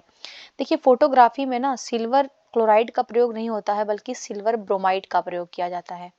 सिल्वर ब्रोमाइड का प्रयोग जो है वो फोटोग्राफी में किया जाता है, इसलिए सेकंड वाला जो है वो गलत हो गया। थर्ड है स्टेनलेस स्टील लोहा, क्रोमियम और निकिल का एक मिश्र धातु है, बिल्कुल सही है। जो स्टेनलेस स्टील बनाया जाता है उसमें लोहा होता है, क्रोमियम होता है और निकिल होता है। तो यहाँ पे सेकंड गलत हो गया। 1 और 2 सही है, तो इसका जो सही जवाब होगा 1 और 3 सही है, तो इसका सही जवाब सी हो जाएगा। नेक्स्ट हम लोग देखते हैं क्वेश्चन नंबर 38, निम्नलिखित में से सही विकल्प का चयन करना है। पहला है कि दिया सलाई बनाने में लाल फास्फोरस और फास्फोरस ट्राइसल्फाइड का उपयोग किया जाता है। देखिए दिया सलाई बनाने में ना लाल फास्फोरस और फास्फोरस सल्फाइड का उपयोग किया जाता है, ये बिल्कुल करेक्ट है। सेकंड है सुरक्षित माचिस की डिब्बियां बनाने के लिए पाइन की लकड़ी की छड़ियों के सिरों पर potassium chlorate, red lead, antimony sulphide और गोंद का मिश्रण लगाया जाता है। देखिए जो पाइन की लकड़ी की छड़ियों पर जो है potassium chlorate, red lead, antimony sulphide और गोंद का मिश्रण लगाया जाता है, ये माचिस की डिब्बी बनाने में नहीं किया जाता है, बल्कि ये माचिस बनाने में किया जाता है। तो यहाँ पे बहुत छोटा सा गलती है कि यहाँ पे माचिस की डिब्बी लिखा है, यहाँ पे डिब्बी नहीं होगी बल्कि माचिस बनाने में इसका प्रयोग होता है, इस वजह से ये जो सेकंड वाला होगा ये गलत हो जाएगा। थर्ड है माचिस की डिब्बी पर लाल फास्फोरस, एंटीमनी सल्फाइड, कांच का पाउडर और गोंद का मिश्रण लगाया जाता है, ये बिल्कुल करेक्ट है। तो यहाँ पे सेकंड वाला गलत होगा, 1 और 3 सही है, तो इसका जो सही जवाब होगा वो सी हो जाएगा। नेक्स्ट हम लोग क्वेश्चन देखते हैं क्वेश्चन नंबर 39, निम्नलिखित में से यहाँ पे गलत विकल्प का चयन करना है। गलत विकल्प का चयन करना है। तो पहला है ठोस कार्बन डाइऑक्साइड को शुष्क हिम या शुष्क बर्फ कहा जाता है, ये बिल्कुल करेक्ट है कि जो ठोस कार्बन डाइऑक्साइड होता है उसको शुष्क बर्फ कहा जाता है। सेकंड है ठोस कार्बन डाइऑक्साइड को गर्म करने पर सीधे द्रव में परिवर्तित हो जाता है। देखिए जो ठोस कार्बन डाइऑक्साइड होता है उसको गर्म करने पर वो सीधे द्रव में नहीं बदलता है, बल्कि वो सीधे गैस में बदल जाता है, उसका ऊर्ध्वापातन हो जाता है। तो यहाँ पे सेकंड वाला गलत हो गया। थर्ड है ठोस कार्बन डाइऑक्साइड का उपयोग आइसक्रीम के निर्माण में तथा प्रभावकारी शीतलक के रूप में किया जाता है, बिल्कुल सही है थर्ड वाला। सेकंड यहाँ पे गलत हो जाएगा। क्वेश्चन में पूछ रहा है गलत विकल्प का चयन करिए, तो केवल 2 गलत है, तो सही जवाब इसका बी हो जाएगा। नेक्स्ट देखते हैं हम लोग क्वेश्चन 40 नंबर क्वेश्चन, यहाँ पे भी गलत विकल्प का चयन करना है। लिथियम सबसे हल्की और ठोस धातु है। देखिए ये बिल्कुल करेक्ट है, लिथियम जो है वो सबसे हल्की और ठोस धातु है। सेकंड है ऑस्मियम सबसे भारी धातु है और सबसे सघन प्राकृतिक धातु है, ये भी बिल्कुल करेक्ट है। थर्ड है नाइक्रोम अभंगुर होने के कारण एक कठोर धातु है और इसके निम्न गलनांक के कारण यह एक तन्य धातु है। देखिए जो नाइक्रोम है वो अभंगुर होने के कारण एक कठोर धातु है, परंतु यहाँ पे जो इसका गलनांक है वो निम्न नहीं है, इसका गलनांक जो है वो उच्च गलनांक है। उच्च गलनांक होने के कारण ये एक तन्य धातु है। तो गलत विकल्प पूछा है तो यहाँ पे केवल 3 वाला ही गलत है, तो इसका जो सही जवाब होगा वो सी हो जाएगा। केवल कथन 3 ही जो है वो असत्य है। नेक्स्ट है क्वेश्चन नंबर 41। निम्नलिखित में से गलत विकल्प का चयन करना है। यहाँ पे गलत विकल्प बताना है। तो पहला है सोडियम वाष्प लैंप का उपयोग अक्सर स्ट्रीट लाइटिंग के लिए किया जाता है। तो देखिए ये बिल्कुल सही है, जो सोडियम वाष्प लैंप होता है उसका उपयोग जो है वो स्ट्रीट लाइटिंग के लिए किया जाता है। सेकंड है कास्ट आयन कठोर होता है लेकिन दबाव में भंगुर होने की प्रवृत्ति के कारण लचीला नहीं होता है, तो ये भी बिल्कुल करेक्ट है। थर्ड है इसमें कि चूना पत्थर एक औषधि चट्टान है जिसमें अधिकतर कैल्शियम बाइकार्बोनेट होता है। देखिए चूना पत्थर जो है ना ये औषधि चट्टान है, परंतु इसमें अधिकतर कैल्शियम बाइकार्बोनेट नहीं होता है बल्कि इसमें कैल्शियम कार्बोनेट होता है। ये ध्यान रखिएगा, इसमें जो है वो कैल्शियम कार्बोनेट होता है ना कि कैल्शियम बाइकार्बोनेट। इसे थर्ड वाला गलत हो जाएगा, तो इसका यहाँ पे गलत विकल्प ही पूछा तो सही जवाब इसका सी हो जाएगा। केवल 3 जो है वो गलत है। नेक्स्ट हम लोग देखते हैं क्वेश्चन नंबर 42। निम्नलिखित में से सही विकल्प का चयन करना है। पहला है फेरस सल्फेट का उपयोग मोहर नामक उद्योग और स्याही बनाने में किया जाता है, तो ये बिल्कुल करेक्ट है। फेरस सल्फेट का जो उपयोग होता है वो जो मोहर नामक उद्योग होता है और स्याही बनाने में होता है। सेकेंड है सोडियम बाइकार्बोनेट। सोडियम बाइकार्बोनेट का उपयोग बेकरी उद्योग में अग्निशमन उपकरण में किया जाता है, भी बिल्कुल करेक्ट है। जो सोडियम बाइकार्बोनेट होता है उसका उपयोग जो है वो बेकरी उद्योग में अग्निशमन के उपकरण में किया जाता है। और थर्ड है कि कैल्शियम कार्बोनेट का उपयोग टूथपेस्ट बनाने में किया जाता है। देखिए जो टूथपेस्ट बनाने में उपयोग होता है वो मैग्नीशियम कार्बोनेट का होता है, ध्यान रखिएगा। टूथपेस्ट बनाने में जो है वो मैग्नीशियम कार्बोनेट होता है, इसका प्रयोग किया जाता है, ना कि कैल्शियम कार्बोनेट का। तो यहाँ पे थर्ड वाला तो गलत हो गया। फोर्थ है मोनाजाइट थोरियम लैंथेनम और सेरियम का मिश्रण है। तो जो मोनाजाइट है वो थोरियम लैंथेनम और सेरियम का मिश्रण है, ये बिल्कुल करेक्ट है। तो यहाँ पे सही विकल्प पूछा है तो 1 2 4 जो है सही है, इसलिए इसका जो सही जवाब होगा वो बी हो जाएगा। नेक्स्ट हम लोग क्वेश्चन देखते हैं, क्वेश्चन नंबर 43 नंबर क्वेश्चन है। निम्नलिखित में से सही विकल्प का चयन करना है। नाइट्रस ऑक्साइड को हंसाने वाली गैस कहा जाता है। देखिए बिल्कुल सही है, नाइट्रस ऑक्साइड को हंसाने वाली गैस कहा जाता है, लाफिंग गैस बोलते हैं इसको। सोडियम क्लोराइड को सामान्य नमक कहा जाता है, तो जो सोडियम क्लोराइड है उसको सामान्य नमक कहा जाता है, बिल्कुल करेक्ट है। थर्ड है सोडियम हाइड्रोक्साइड को चिली साल्ट पीटर कहा जाता है। देखिए जो चिली साल्ट पीटर कहा जाता है ये सोडियम हाइड्रोक्साइड को नहीं बल्कि ये सोडियम नाइट्रेट को कहा जाता है, तो ध्यान रखिएगा सोडियम नाइट्रेट को जो है वो चिली साल्ट पीटर कहा जाता है। और फोर्थ है सोडियम कार्बोनेट को वाशिंग सोडा कहा जाता है, तो ये बिल्कुल करेक्ट है। जो सोडियम कार्बोनेट है उसको वाशिंग सोडा कहा जाता है, तो यहाँ पे थर्ड वाला तो गलत हो गया। 1 2 4 सही है, तो सही जवाब इसका जो है वो बी हो जाएगा। नेक्स्ट हम लोग क्वेश्चन देखते हैं, क्वेश्चन नंबर 44। निम्नलिखित में से किस प्रकार के कोयले में न्यूनतम कार्बन प्रतिशत होता है। तो न्यूनतम कार्बन प्रतिशत किसमें होता है, तो देखिए लिग्नाइट में कितना होता है, तो लिग्नाइट में 25 से लेके 35% तक कोयला होता है। सब बिटुमिनस में कितना होता है, तो इसमें 34 से लेकर के 45% तक होता है। और बिटुमिनस में 45 से लेकर के 85% तक होता है और एंथ्रासाइड में 85% से अधिक होता है। तो पूछ रहा है कि सबसे कम किसमें है, तो लिग्नाइट में, इसलिए सही जवाब इसका जो है वो ए हो जाएगा। नेक्स्ट है क्वेश्चन नंबर 45। निम्नलिखित में से यहाँ पे भी सही विकल्प का चयन करना है। पहला है कि भीड़ को तितर बितर करने के लिए उपयोग की जाने वाली आंसू गैस अमोनिया का उपयोग किया जाता है, तो जो आंसू गैस में किसका उपयोग करते हैं, तो अमोनिया का उपयोग होता है, ये बिल्कुल करेक्ट है। सेकंड है इसमें कि क्रिप्टॉन गैस जो हवा से भारी होती है स्ट्रेंजर गैस कहलाती है। देखिए स्ट्रेंजर गैस जो है ना वो क्रिप्टॉन को नहीं कहते हैं, वो जेनॉन को कहते हैं, तो ये ध्यान रखिएगा। जेनॉन जो गैस होती है ये स्ट्रेंजर गैस होती है, इसलिए सेकंड वाला गलत हो गया। थर्ड है अक्रिय गैसों को उत्कृष्ट गैस या दुर्लभ गैसें भी कहा जाता है, तो ये बिल्कुल सही है। जो क्या कहते हैं अक्रिय गैसें होती हैं उनको जो है नोबल गैस या रेयर गैसेस कहा जाता है, तो थर्ड वाला सही है, सेकंड वाला गलत हो गया। सही विकल्प पूछ रहा है तो 1 और 3 करेक्ट है, तो सही जवाब जो होगा इसका बी हो जाएगा इसका सही जवाब। नेक्स्ट है क्वेश्चन नंबर 46। निम्नलिखित में से गलत विकल्प का चयन करना है। तो यहाँ पे गलत विकल्प बताना है। पहला है कांच का रंग गहरा नीला बनाने के लिए सोडियम क्रोमेट का उपयोग किया जाता है। तो अगर कांच का जो रंग है गहरा नीला बनाना है तो यहाँ पे सोडियम क्रोमेट का प्रयोग नहीं किया जाता है, बल्कि यहाँ पे कोबाल्ट ऑक्साइड का प्रयोग किया जाता है। तो ये ध्यान रखिएगा, यहाँ पे कोबाल्ट जो है वो ऑक्साइड का प्रयोग किया जाता है, ना कि सोडियम क्रोमेट का। तो यहाँ पे पहला वाला तो गलत हो गया। सेकंड है कांच का रंग हरा बनाने के लिए उसमें कोबाल्ट ऑक्साइड का उपयोग किया जाता है। तो हरा रंग बनाने के लिए देखिए कोबाल्ट ऑक्साइड का प्रयोग नहीं होता है, बल्कि सोडियम क्रोमेट का प्रयोग किया जाता है। सोडियम क्रोमेट का जो प्रयोग करके कांच का रंग जो है वो हरा बनाया जाता है। थर्ड है कांच का रंग नारंगी लाल बनाने के लिए सेलेनियम ऑक्साइड का उपयोग किया जाता है। देखिए बिल्कुल करेक्ट है, कांच का अगर रंग जो है नारंगी लाल बनाना है तो उसमें सेलेनियम ऑक्साइड मिलाया जाएगा। और फोर्थ है कांच का रंग मोर नीला बनाने के लिए कॉपर साल्ट का उपयोग किया जाता है। तो ये भी बिल्कुल करेक्ट है। तो यहाँ पे 1 एंड 2 गलत है, तो गलत ही पूछ रहा है, तो इसका सही जवाब ए हो जाएगा। नेक्स्ट हम लोग क्वेश्चन देखते हैं, क्वेश्चन नंबर 47। निम्नलिखित में से ही गलत विकल्प का चयन करना है, बताना है कौन सा विकल्प जो है वो गलत है। तो पहला है प्राकृतिक रबर आइसोप्रीन का एक बहुलक है जो रबर के पेड़ से लेटेक्स के रूप में प्राप्त होता है। तो बिल्कुल करेक्ट है।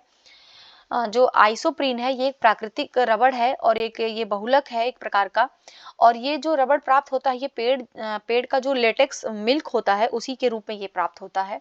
सेकंड है कृत्रिम स्रोतों से प्राप्त रबड़ को संश्लेषित रबड़ कहा जाता है।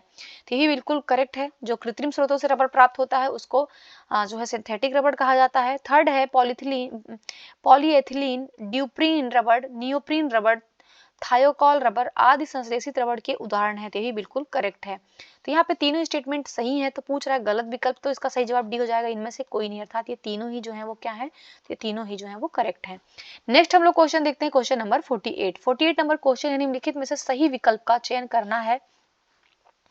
तो फर्स्ट है कि ग्लिसरॉल एक कार्बनिक यौगिक है जो रंगहीन भारी तैलीय विस्फोटक पदार्थ है। तो बिल्कुल करेक्ट है, ग्लिसरॉल जो है ये रंगहीन होता है और भारी होता है, तैलीय होता है और एक विस्फोटक पदार्थ है ये। सेकंड है ग्लिसरॉल सांद्र नाइट्रिक एसिड और सांद्र सल्फ्यूरिक एसिड की उपस्थिति में नाइट्रोग्लिसरीन बनाता है। तो ग्लिसरॉल जो होता है वो सांद्र नाइट्रिक एसिड और सांद्र सल्फ्यूरिक एसिड की उपस्थिति में जो है नाइट्रोग्लिसरीन बनाता है, ये भी बिल्कुल करेक्ट है। थर्ड है नाइट्रोग्लिसरीन को ट्राई नाइट्रोग्लिसरीन या ग्लिसरॉल ट्राई नाइट्रेट या नोबेल का तेल भी कहा जाता है। तो ये भी देखिए बिल्कुल करेक्ट है। जो नाइट्रोग्लिसरीन का उपयोग है वो डायनामाइट जैसे जो विस्फोटक पदार्थ होते हैं उसमें बनाने में इनका प्रयोग किया जाता है। तो यहाँ पे तीनों ही स्टेटमेंट बिल्कुल करेक्ट है, तो इसका जो सही जवाब होगा वो हो जाएगा डी, इसका सही जवाब। नेक्स्ट हम लोग क्वेश्चन देखते हैं, क्वेश्चन नंबर 49 नंबर क्वेश्चन निम्नलिखित में से सही विकल्प का चयन करना है। तो पहला है कि लौंग के तेल का मुख्य घटक यूजेनॉल है, यह एक प्राकृतिक दर्द निवारक और एंटीसेप्टिक है। तो बिल्कुल करेक्ट है, लौंग का जो तेल है इसका मुख्य घटक यूजेनॉल है और ये प्राकृतिक दर्द निवारक और एंटीसेप्टिक है। सेकंड है कि इयोसिन एक टेट्रा ब्रोमोफ्लोरेसिन है। तो ये भी बिल्कुल करेक्ट है, इयोसिन जो है वो एक टेट्रा ब्रोमोफ्लोरेसिन है, अधिकांशतः लाल स्याही इयोसिन का तनु विलयन होती है। और थर्ड है फलों को पकाने के लिए एथिलीन गैस का उपयोग किया जाता है, ये भी बिल्कुल करेक्ट है। फोर्थ है ह्यूमस जो है वो कार्बनिक मृदा क्लोराइड का एक उदाहरण है, ये भी बिल्कुल करेक्ट है। यहाँ पे चारों स्टेटमेंट करेक्ट हैं, तो इसका जो सही जवाब होगा वो डी हो जाएगा। नेक्स्ट हम लोग क्वेश्चन देखते हैं, क्वेश्चन नंबर 50। निम्नलिखित में से सही विकल्प का चयन करना है, सही विकल्प बताना है यहाँ पे। तो क्लोरीन का उपयोग जीवाणुनाशक के रूप में जल शोधन के लिए किया जाता है। देखिए बिल्कुल करेक्ट है, जीवाणुनाशन जो जल शोधन के लिए जो जीवाणुनाशक के रूप में प्रयोग किया जाता है क्लोरीन का प्रयोग किया जाता है। सेकंड है लाल चींटियों, जुआ, मधुमक्खियों, बिच्छू तथा बर्रे के डंकों में फार्मिक एसिड पाया जाता है। तो ये भी बिल्कुल करेक्ट है, फार्मिक एसिड जो पाया जाता है, जो लाल चींटियां होती हैं, जुआ होते हैं, जो मधुमक्खियां होती है, बिच्छू होते हैं, बर्रे होते हैं, उनके डंक में जो है पाया जाता है। थर्ड है खट्टे फलों जैसे संतरे, नींबू, अंगूर में साइट्रिक एसिड पाया जाता है। तो ये भी बिल्कुल सही है। फोर्थ है सिरके में सल्फ्यूरिक एसिड पाया जाता है। तो सिरके में जो है वो सल्फ्यूरिक एसिड नहीं पाया जाता है, बल्कि सिरके में एसिटिक एसिड पाया जाता है, ये ध्यान रखिएगा। एसिटिक एसिड जो है वो सिरके में पाया जाता है, इसे एथेनोइक अम्ल के रूप में भी जाना जाता है। तो यहाँ पे फोर्थ वाला जो है वो गलत हो गया, सही केवल 1 2 3 है, तो सही जवाब इसका बी हो जाएगा। नेक्स्ट हम लोग क्वेश्चन देखते हैं, क्वेश्चन नंबर 51। सूची 1 को सूची 2 से सुमेलित करना है और सही उत्तर का चयन करना है। यहाँ पे ईंधन गैसें दी हुई हैं, उनके प्रमुख घटक दिए हैं। सीएनजी, सीएनजी का घटक क्या है? तो सीएनजी का घटक मीथेन और इथेन है। एलपीजी का घटक क्या है? तो ब्यूटेन एंड प्रोपेन है। कोल गैस का क्या है? तो इसमें हाइड्रोजन, मीथेन, कार्बन मोनोऑक्साइड है। और वाटर गैस में क्या है? तो वाटर गैस का कार्बन मोनोऑक्साइड और हाइड्रोजन है। इनको जो हम मैच करेंगे तो इनका जो सही आंसर होगा वो हो जाएगा ए का 3। ए का 3 कहाँ है? सी में है, तो इसका सही जवाब जो है सी हो जाएगा। ए का 3, बी का 1, सी का 2 और डी का 4। नेक्स्ट हम लोग क्वेश्चन देखते हैं, क्वेश्चन नंबर 52। निम्नलिखित में से सही विकल्प का चयन करना है। पशु चारकोल का उपयोग अकार्बनिक पदार्थों के विरंजन में किया जाता है। ये देखिए, जो पशु चारकोल का उपयोग किया जाता है वो अकार्बनिक नहीं बल्कि कार्बनिक, ये ध्यान रखिएगा, कार्बनिक पदार्थों के विरंजन में किया जाता है। इसका उपयोग जो है कच्ची चीनी को रंगहीन करने के लिए किया जाता है। तो पहला वाला तो गलत हो गया। सेकंड है, साबुन बनाने में मूंगफली, महुआ, अरंडी, नारियल आदि के तेल का उपयोग किया जाता है। बिल्कुल सही है ये। थर्ड है, तेल या वसा का साबुनीकरण कास्टिक सोडा या कास्टिक पोटास घोल के द्वारा किया जाता है। तो ये भी बिल्कुल सही है। तेल या जो वसा का साबुनीकरण होता है वो कास्टिक सोडा या कास्टिक पोटास के घोल में किया जाता है। फोर्थ है, साबुन में मिलाए जाने वाले कुछ पदार्थ जो साबुन का वजन और आयतन बढ़ाते हैं। तो जो साबुन में मिलाए जाने वाले कुछ पदार्थ होते हैं जो साबुन का वजन और आयतन बढ़ाते हैं और साबुन को आसानी से जमने योग्य बनाते हैं, वो पूरक कहलाते हैं। तो यहाँ पे देखिए फोर्थ भी जो है वो बिल्कुल करेक्ट है। 1 नंबर इसका गलत है, तो इसका जो सही जवाब होगा, क्वेश्चन में सही विकल्प ही पूछा तो 2, 3, 4 होगा, सी इसका सही जवाब हो जाएगा। नेक्स्ट है क्वेश्चन, क्वेश्चन नंबर 53। निम्नलिखित में से कौन द्रव में ठोस के विलयन का उदाहरण है? तो ठोस में द्रव के विलयन का उदाहरण कौन सा है? तो पारा में लेड का विलयन। देखिए, पारा में जो लेड का विलयन है ये ठोस में द्रव में ठोस विलयन का उदाहरण है। ये बिल्कुल सही है, तो इसका जो सही जवाब होगा वो ए हो जाएगा। अन्य विकल्प को भी चेक कर लेते हैं। पैलेडियम धातु में हाइड्रोजन का विलयन। देखिए, जो पैलेडियम धातु में हाइड्रोजन का विलयन है ये ठोस में गैस, ये जो है ये ठोस में गैस विलयन का उदाहरण है। और थैलियम में पारा का विलयन, थैलियम में पारा का जो विलयन है ये ठोस में द्रव का उदाहरण है, ठोस में द्रव विलयन का उदाहरण है। और फोर्थ है इसमें तांबा में जिंक व निकेल का विलयन। तो तांबा में जिंक व निकेल का विलयन जो है ये ठोस में ठोस का उदाहरण है, ये ठोस में जो है ये ठोस विलयन का उदाहरण है। तो यहाँ पे केवल इसका सही जवाब ये हो जाएगा। नेक्स्ट देखते हैं क्वेश्चन, क्वेश्चन नंबर 54। राम्बिक सल्फर निम्नलिखित में से किस तत्व का अपर रूप है? तो राम्बिक सल्फर किस तत्व का अपर रूप है? तो देखिए यहाँ पे कार्बन, कार्बन का अपर रूप क्या है? तो ये हीरा है, कार्बन का अपर रूप हीरा होता है। फास्फोरस का लाल फास्फोरस है, फास्फोरस का जो है वो लाल फास्फोरस है, लाल फास्फोरस है। ऑक्सीजन का जो है वो ऑक्सीजन और ओजोन है, ऑक्सीजन का जो है वो ऑक्सीजन और ओजोन है। तो और डी है, इनमें से कोई नहीं। तो राम्बिक सल्फर का अपर रूप क्या है? तो यहाँ पे नहीं दिया हुआ है, तो इसका सही जवाब तो डी हो जाएगा, इनमें से कोई नहीं। लेकिन इसका आंसर देख लेते हैं। तो राम्बिक सल्फर जो है ये सल्फर का अपर रूप है, ये भी ध्यान रखिएगा, ये जो है वो सल्फर का अपर रूप है। नेक्स्ट हम लोग क्वेश्चन देखते हैं, क्वेश्चन नंबर 55। क्वेश्चन नंबर 55 है, निम्नलिखित में से सही विकल्प का चयन करना है। पृथ्वी पर सबसे अधिक मात्रा में पाया जाने वाला तत्व जो है वो ऑक्सीजन है। देखिए बिल्कुल करेक्ट है, पृथ्वी में सबसे अधिक मात्रा में पाया जाने वाला क्या है तत्व? ऑक्सीजन है। सेकेंड है, पृथ्वी पर सबसे प्रचुर मात्रा में पाया जाने वाला धातु जो है वो एल्यूमिनियम है, ये भी बिल्कुल करेक्ट है। सबसे प्रचुर मात्रा में तत्व ऑक्सीजन पाया जाता है, धातु कौन सी पाई जाती है? तो एल्यूमिनियम धातु पाई जाती है। सबसे हल्का धात्विक तत्व जो है वो ऑस्मियम है। देखिए ये गलत है, सबसे हल्का जो धात्विक तत्व है ना वो है लिथियम, वो है लिथियम। तो यहाँ पे जो है थर्ड वाला गलत हो गया, 1 और 2 सही है, तो सही जवाब इसका जो है वो ए हो जाएगा। नेक्स्ट देखते हैं क्वेश्चन, क्वेश्चन नंबर 56। सूची 1 को सूची 2 से सम्मिलित करना है, सही उत्तर का चयन करना है। सूची 1 में तत्व दिया हुआ, सेकंड में जो इसके अयस्क दिए हुए हैं। तो पोटेशियम, पोटेशियम तत्व का अयस्क का क्या नाम है? तो ये सिल्वाइन नाम है। लेड का क्या नाम है? तो लेड का नाम है जो है सिरुसाइट नाम है। कॉपर का नाम है मैलेकाइट, मैलेकाइट जो है कॉपर का नाम है। जिंक का नाम है फ्रैंकलिनाइट। तो इसको अगर हम मैच करेंगे तो इसका सही जवाब होगा 3, 1, 2, 4, तो सी इसका जो है वो सही जवाब हो जाएगा। नेक्स्ट देखते हैं क्वेश्चन, क्वेश्चन नंबर 57। निम्नलिखित में से गलत विकल्प का चयन करना है। तो यहाँ पे है कि मैग्नीशियम धातु का उपयोग विमान निर्माण में किया जाता है। तो मैग्नीशियम धातु का जो उपयोग है वो विमान निर्माण में किया जाता है, बिल्कुल करेक्ट है। सेकेंड है यहाँ पे कि सोल्डर मेटल का उपयोग वायुयान, प्रेशर कुकर आदि बनाने में किया जाता है। तो देखिए जो वायुयान, प्रेशर कुकर बनाने में जिस धातु का प्रयोग किया था वो सोल्डर मेटल नहीं होता है, बल्कि वो ड्यूरालुमिन होता है। तो ड्यूरालुमिन का जो है उपयोग किया जाता है वायुयान, प्रेशर कुकर आदि बनाने में। थर्ड है गन मेटल का उपयोग बंदूक तथा मशीनों के पुर्जे बनाने में किया जाता है। देखिए ये बिल्कुल करेक्ट है, गन मेटल का उपयोग ही बंदूक और मशीन के पुर्जे बनाने में होता है। और फोर्थ है ड्यूरालुमिन का उपयोग वैद्युत उद्योग में किया जाता है। तो देखिए जो वैद्युत उद्योग में प्रयोग होता है ड्यूरालुमिन का नहीं होता है, बल्कि सोल्डर मेटल का होता है। तो जो सोल्डर मेटल है, सोल्डर मेटल का प्रयोग जो है वो वैद्युत उपकरण उद्योग में किया जाता है, और ड्यूरालुमिन का उपयोग जो है वो वायुयान, प्रेशर कुकर बनाने में किया जाता है। तो यहाँ पे गलत विकल्प पूछ रहा है, तो यहाँ पे सेकंड वाला और फोर्थ वाला गलत है, तो इसका जो सही जवाब होगा वो सी हो जाएगा। नेक्स्ट देखते हैं क्वेश्चन नंबर 58।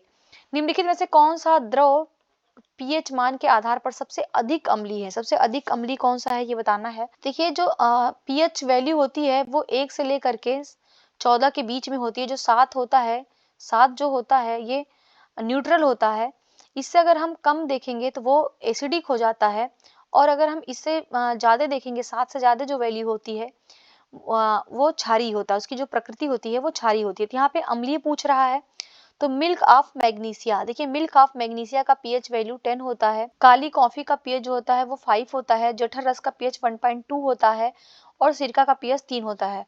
तो पूछ रहा है सबसे अधिक अम्लीय कौन है, तो जिसकी वैल्यू सबसे कम होगी 7 से, वो जो है सबसे ज्यादा अम्लीय होगा। तो इसका जो सही जवाब होगा वो सी हो जाएगा, जठर रस। जठर रस जो है ये इसका अम्लीयता जो है सबसे अधिक होगा। नेक्स्ट है क्वेश्चन नंबर 59। निम्नलिखित में से सही विकल्प का चयन करना है। पहला है कैप्रोलैक्टम का बहुलक नायलॉन 6 का प्रयोग रेसे, प्लास्टिक, टायर, कार्ड, रस्सी बनाने में किया जाता है। देखिए बिल्कुल करेक्ट है, जो रेसे हो गए, प्लास्टिक हो गए, टायर, कार्ड हो गए, रस्सी बनाने में जिसका प्रयोग किया जाता है वो है नायलॉन 6। सेकंड है लेक्सेन या पॉलीकार्बोनेट का प्रयोग गोली रोधक खिड़की तथा सेफ्टी हेलमेट बनाने में किया जाता है। तो देखिए बिल्कुल करेक्ट है, जो लेक्सेन होता है ना, इसका जो प्रयोग किया जाता है, तो ये जो भी जो गोली रोधक खिड़कियां होती हैं, जिनको जो है बुलेट प्रूफ कहा जाता है, तो बुलेट प्रूफ जो विंडो हो गई और सेफ्टी हेलमेट हो गए, इसके बनाने में लेक्सेन नामक जो पॉलीकार्बोनेट है इसका प्रयोग किया जाता है। थर्ड है केवलार का प्रयोग गोली रोधक परिधान बनाने में किया जाता है। देखिए जो केवलार होता है इसका प्रयोग जो है वो बुलेट प्रूफ कपड़े बनाने में किया जाता है। तो ये भी बिल्कुल करेक्ट है। तो यहाँ पे सही उत्तर का चयन करना है, तो इसका जो सही जवाब होगा वो हो जाएगा सी। 1, 2, 3 तीनों ही जो है वो करेक्ट है।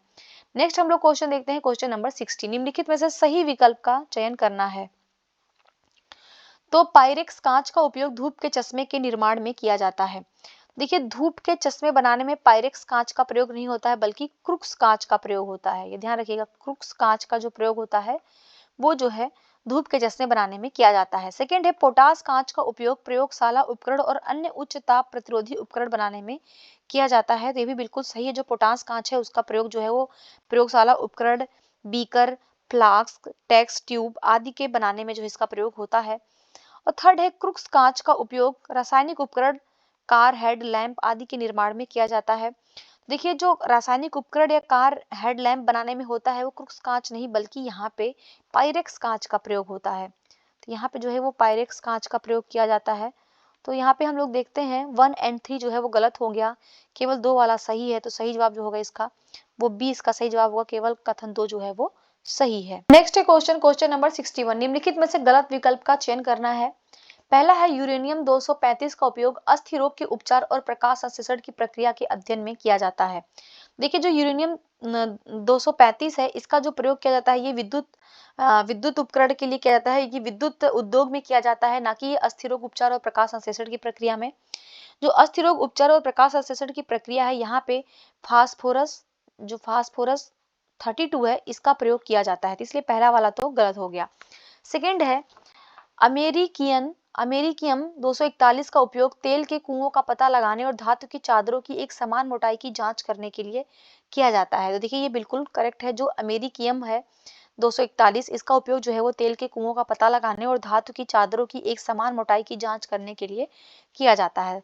थर्ड है कैलिफोर्निया 252 का उपयोग मिट्टी में नमी की मात्रा निर्धारित करने और सड़कों और इमारतों के निर्माण में किया जाता है। तो ये भी बिल्कुल करेक्ट है। तो यहाँ पे गलत केवल एक है, तो इसका जो सही जवाब होगा वो ए हो जाएगा, केवल कथन एक जो है वो असत्य है। नेक्स्ट हम लोग देखते हैं क्वेश्चन नंबर 62। निम्नलिखित में से यहाँ पे सही विकल्प का चयन करना है। वाणिज्यिक नाम दिया हुआ है, रासायनिक नाम दिया हुआ है। तो हाइड्रोलिथ का जो है रासायनिक नाम क्या है, तो ये है कैल्शियम हाइड्रोक्साइड, बिल्कुल सही है। फ्रियॉन, फ्रियॉन का जो है रासायनिक नाम क्या है? तो फ्रियॉन का रासायनिक नाम है डाइक्लोरो डिफ्लोरोकार्बन, डाइक्लोरो डिफ्लोरोकार्बन, बिल्कुल करेक्ट है। पायरीन का क्या नाम है? तो पायरीन का नाम है कार्बन टेट्राक्लोराइड, ये भी बिल्कुल करेक्ट है। लिथार्स, लिथार्स का क्या नाम है? देखिए लिथार्स का नाम जो है वो है लेड पेरोक्साइड, नहीं है, गलत है। लिथार्स का नाम जो है वो है लेड ऑक्साइड, लिथार्स का नाम जो है वो है लेड ऑक्साइड। और लेड पेरोक्साइड किसका नाम है? तो जो लेड पेरोक्साइड है वो लाल सिंदूर का नाम है, इसका जो वाणिज्यिक नेम है वो है लाल सिंदूर। तो यहाँ पे हम देखेंगे 4 वाला तो गलत हो गया, 1 2 3 सही है, इसका जो सही जवाब होगा वो ए हो जाएगा। नेक्स्ट हम लोग देखते हैं क्वेश्चन नंबर 63। निम्नलिखित में से गलत विकल्प का चयन करना है। क्वार्क एकजुट होकर सम्मिश्रण कर हेडॉन्स बनाते हैं। तो जो क्वार्क होता है, क्वार्क जो है पदार्थ का एक मूल कण है जिसमें अधिकांश पदार्थ बने हैं। क्वार्क जो है एकजुट होकर के ये हेड्रॉन्स बनाते हैं, बिल्कुल करेक्ट है। सेकंड है फोनॉन्स ध्वनि में लघुत्तम कण होते हैं। तो फोनॉन जो होता है वो ध्वनि का लघुत्तम कण होता है और दृढ़ क्रिस्टल बीमा के कंपन में फोनॉन को पाया जाता है, तो ये भी बिल्कुल करेक्ट है। थर्ड है कि न्यूट्रिनोस एक धनावेशित मूल कण है जिसका द्रव्यमान एवं आवेश इलेक्ट्रॉन के बराबर होता है। तो देखिए जो न्यूट्रिनोन्स है वो एक धनावेशित मूल कण नहीं है, बल्कि इसका जो सही जवाब होगा वो हो जाएगा पॉजिट्रॉन, इसके जगह पे होगा पॉजिट्रॉन। पॉजिट्रॉन जो है वो एक धनावेशित मूल कण है जिसका द्रव्यमान एवं आवेश जो है वो इलेक्ट्रॉन के बराबर होता है, इसलिए जो है इसको इलेक्ट्रॉन का विरोधी कण भी कहा जाता है पॉजिट्रॉन को। फोर्थ है पॉजिट्रॉन द्रव्यमान एवं आवेश रहित मूल कण है, तो ये गलत है। जो द्रव्यमान एवं आवेश रहित मूल कण है वो पॉजिट्रॉन नहीं है बल्कि वो न्यूट्रिनो है, वो न्यूट्रिनो है। न्यूट्रिनो की खोज किसने किया था? इसकी खोज जो है वो पाउली ने किया था। तो यहाँ पे गलत कथन पूछ रहा है, तो हम देख रहे हैं थर्ड और फोर्थ जो है वो गलत है, तो इसलिए इसका जो सही जवाब होगा वो बी हो जाएगा, इसका सही जवाब। नेक्स्ट हम लोग क्वेश्चन देखते हैं, क्वेश्चन नंबर 64। निम्नलिखित में से सही विकल्प का चयन करना है। रेडियो एक्टिवता का गुण प्रायः भारी नाभिकों में पाया जाता है क्योंकि भारी नाभिक अस्थायी होते हैं, ये बिल्कुल करेक्ट है। जो रेडियो एक्टिवता का गुण है वो प्राय भारी नाभिकों में पाया जाता है और जो भारी नाभिक होते हैं वो अस्थायी होते हैं। सेकंड है परमाणु क्रमांक 85 से आगे के सभी तत्व रेडियो एक्टिव तत्व कहलाते हैं, तो देखिए ये बिल्कुल करेक्ट है। जिनका भी परमाणु क्रमांक 85 से अधिक है वो सभी जो है रेडियो एक्टिव तत्व की श्रेणी में आते हैं। थर्ड है वर्तमान में कई नए रेडियो एक्टिव तत्वों की खोज हुई है जिनमें रेडॉन, प्रोटोएक्टिनियम, एक्टिनियम, फ्रांसियम और एस्टोटिन ये सब प्रमुख हैं, तो ये भी बिल्कुल जो है वो करेक्ट है। तो इसका जो सही जवाब होगा वो डी हो जाएगा। 1 2 3 तीनों ही जो है वो सत्य कथन है। नेक्स्ट हम लोग क्वेश्चन देखते हैं, क्वेश्चन नंबर 65। निम्नलिखित में से सही विकल्प का चयन करना है। यहाँ पे गैस दी हुई है और उसके खोजकर्ता दिए हुए हैं। तो क्लोरीन जो गैस है इसकी खोज किसने किया था? तो कार्ल विल्हेम सीले ने किया था, कार्ल विल्हेम सीले ने किया था। तो यहाँ पे तो दिया ही नहीं है, तो यहाँ पे हम लिख देते हैं क्लोरीन की जो खोज किए थे वो कार्ल विल्हेम सीले ने किया था। सेकंड है सोडियम, सोडियम की खोज किसने किया था? तो हम्फ्री डेवी ने किया था, बिल्कुल करेक्ट है। पोटेशियम की खोज किसने किया था? तो पोटेशियम की भी खोज जो है वो हम्फ्री डेवी ने किया था और कैल्शियम की खोज भी हम्फ्री डेवी ने किया था। तो ये तीनों ही जो है बिल्कुल करेक्ट है। तो 2 3 4 इसका सही जवाब होगा, डी इसका सही जवाब हो जाएगा। नेक्स्ट है क्वेश्चन नंबर 66। यहाँ पे जो है गलत विकल्प का चयन करना है। पहला है कि भारतीय कृषि अनुसंधान संस्थान के वैज्ञानिक डॉक्टर एस.वी. देसाई ने वर्ष 1941-42 में गोबर गैस प्रणाली का आविष्कार किया था। देखिए बिल्कुल करेक्ट है। जो वैज्ञानिक थे डॉक्टर एस.वी. देसाई, उन्होंने 1941-42 में जो है गोबर गैस प्रणाली का आविष्कार किया था। सेकंड है गोबर में बड़ी मात्रा में ऊर्जा होती है जिसे बायोगैस संयंत्र में किण्वन प्रक्रिया के माध्यम से निकाला जाता है, तो ये भी बिल्कुल जो है वो करेक्ट है। थर्ड है गैसोहोल ईंधन 10% निर्जल एथेनॉल और 90% गैसोलीन का मिश्रण है। तो देखिए जो गैसोहोल है वो जो गैसोहोल ईंधन है उसमें 10% तो निर्जल इथेनॉल होता है और 90% जो है वो गैसोलीन होता है, तो ये भी बिल्कुल करेक्ट है। तीनों ही स्टेटमेंट करेक्ट है। तो पूछ रहा है गलत कौन सा है, तो डी इसका सही जवाब हो जाएगा। इनमें से कोई नहीं, क्योंकि तीनों ही कथन जो है वो सत्य हैं। नेक्स्ट है क्वेश्चन नंबर 67। निम्नलिखित में से गलत विकल्प का चयन करना है। तो सल्फेनिलामाइड से प्राप्त दवाओं के समूह को सल्फा ड्रग्स कहा जाता है, तो देखिए बिल्कुल करेक्ट है। ये जो सल्फेनिलामाइड से प्राप्त जो दवाओं के समूह होते हैं उनको सल्फा ड्रग्स कहा जाता है। सेकंड है एंटीबायोटिक्स वे रासायनिक पदार्थ हैं जो जीवित कोशिकाओं से प्राप्त या उत्पादित होते हैं। तो ये भी बिल्कुल करेक्ट है। जो एंटीबायोटिक्स होते हैं वो रासायनिक पदार्थ होते हैं जो जीवित कोशिकाओं से प्राप्त या उत्पादित किया जाते हैं और सूक्ष्म जीवों की जीवन प्रक्रियाओं को बाधित करते हैं और उन्हें नष्ट कर देते हैं। थर्ड है वे रासायनिक जिनका उपयोग मस्तिष्क तनाव को कम करने और अवसाद को दूर करने के लिए किया जाता है, उनको प्रशांतक कहा जाता है। तो उनको प्रशांतक या ट्रैंक्विलाइजर कहा जाता है। बिल्कुल करेक्ट है, तीनों ही स्टेटमेंट बिल्कुल सही है। गलत विकल्प पूछ रहा है तो इसका सही जवाब डी हो जाएगा, इनमें से कोई नहीं। नेक्स्ट हम लोग देखते हैं क्वेश्चन नंबर 68। निम्नलिखित में से गलत विकल्प का चयन करना है। पहला है राइबोसोम को आत्महत्या की थैली कहा जाता है। देखिए जो आत्महत्या की थैली कहा जाता है ये लाइसोसोम को कहा जाता है, ये लाइसोसोम को कहा जाता है। राइबोसोम को क्या कहा जाता है, तो इसको जो है प्रोटीन हाउस कहा जाता है, प्रोटीन हाउस या प्रोटीन फैक्ट्री कहा जाता है। और राइबोसोम जो होता है वो कोशिका में प्रोटीन संश्लेषण में महत्वपूर्ण भूमिका निभाता है। सेकंड, इसमें माइटोकांड्रिया को कोशिका का ऊर्जा घर कहा जाता है, ये बिल्कुल करेक्ट है। माइटोकांड्रिया को पावर हाउस कहा जाता है। थर्ड है क्लोरोफिल भोजन को संग्रहित करने में सहायक होते हैं, ये भी बिल्कुल सही है। क्लोरोफिल जो होते हैं वो भोजन को संग्रहित करने में सहायक होते हैं। फोर्थ है लाइसोसोम को कोशिका में प्रोटीन संश्लेषण में महत्वपूर्ण भूमिका निभाता है, गलत है। हमने देखा लाइसोसोम नहीं बल्कि राइबोसोम जो होता है वो प्रोटीन संश्लेषण में महत्वपूर्ण भूमिका निभाता है। तो यहाँ पे 1 और 4 जो है वो गलत है, तो इसका जो सही जवाब होगा वो ए हो जाएगा, इसका सही जवाब। नेक्स्ट देखते हैं क्वेश्चन नंबर 69। निम्नलिखित में से गलत विकल्प का चयन करना है। पेट से स्रावित लाइपेज नामक एंजाइम प्रोटीन का पाचन करता है।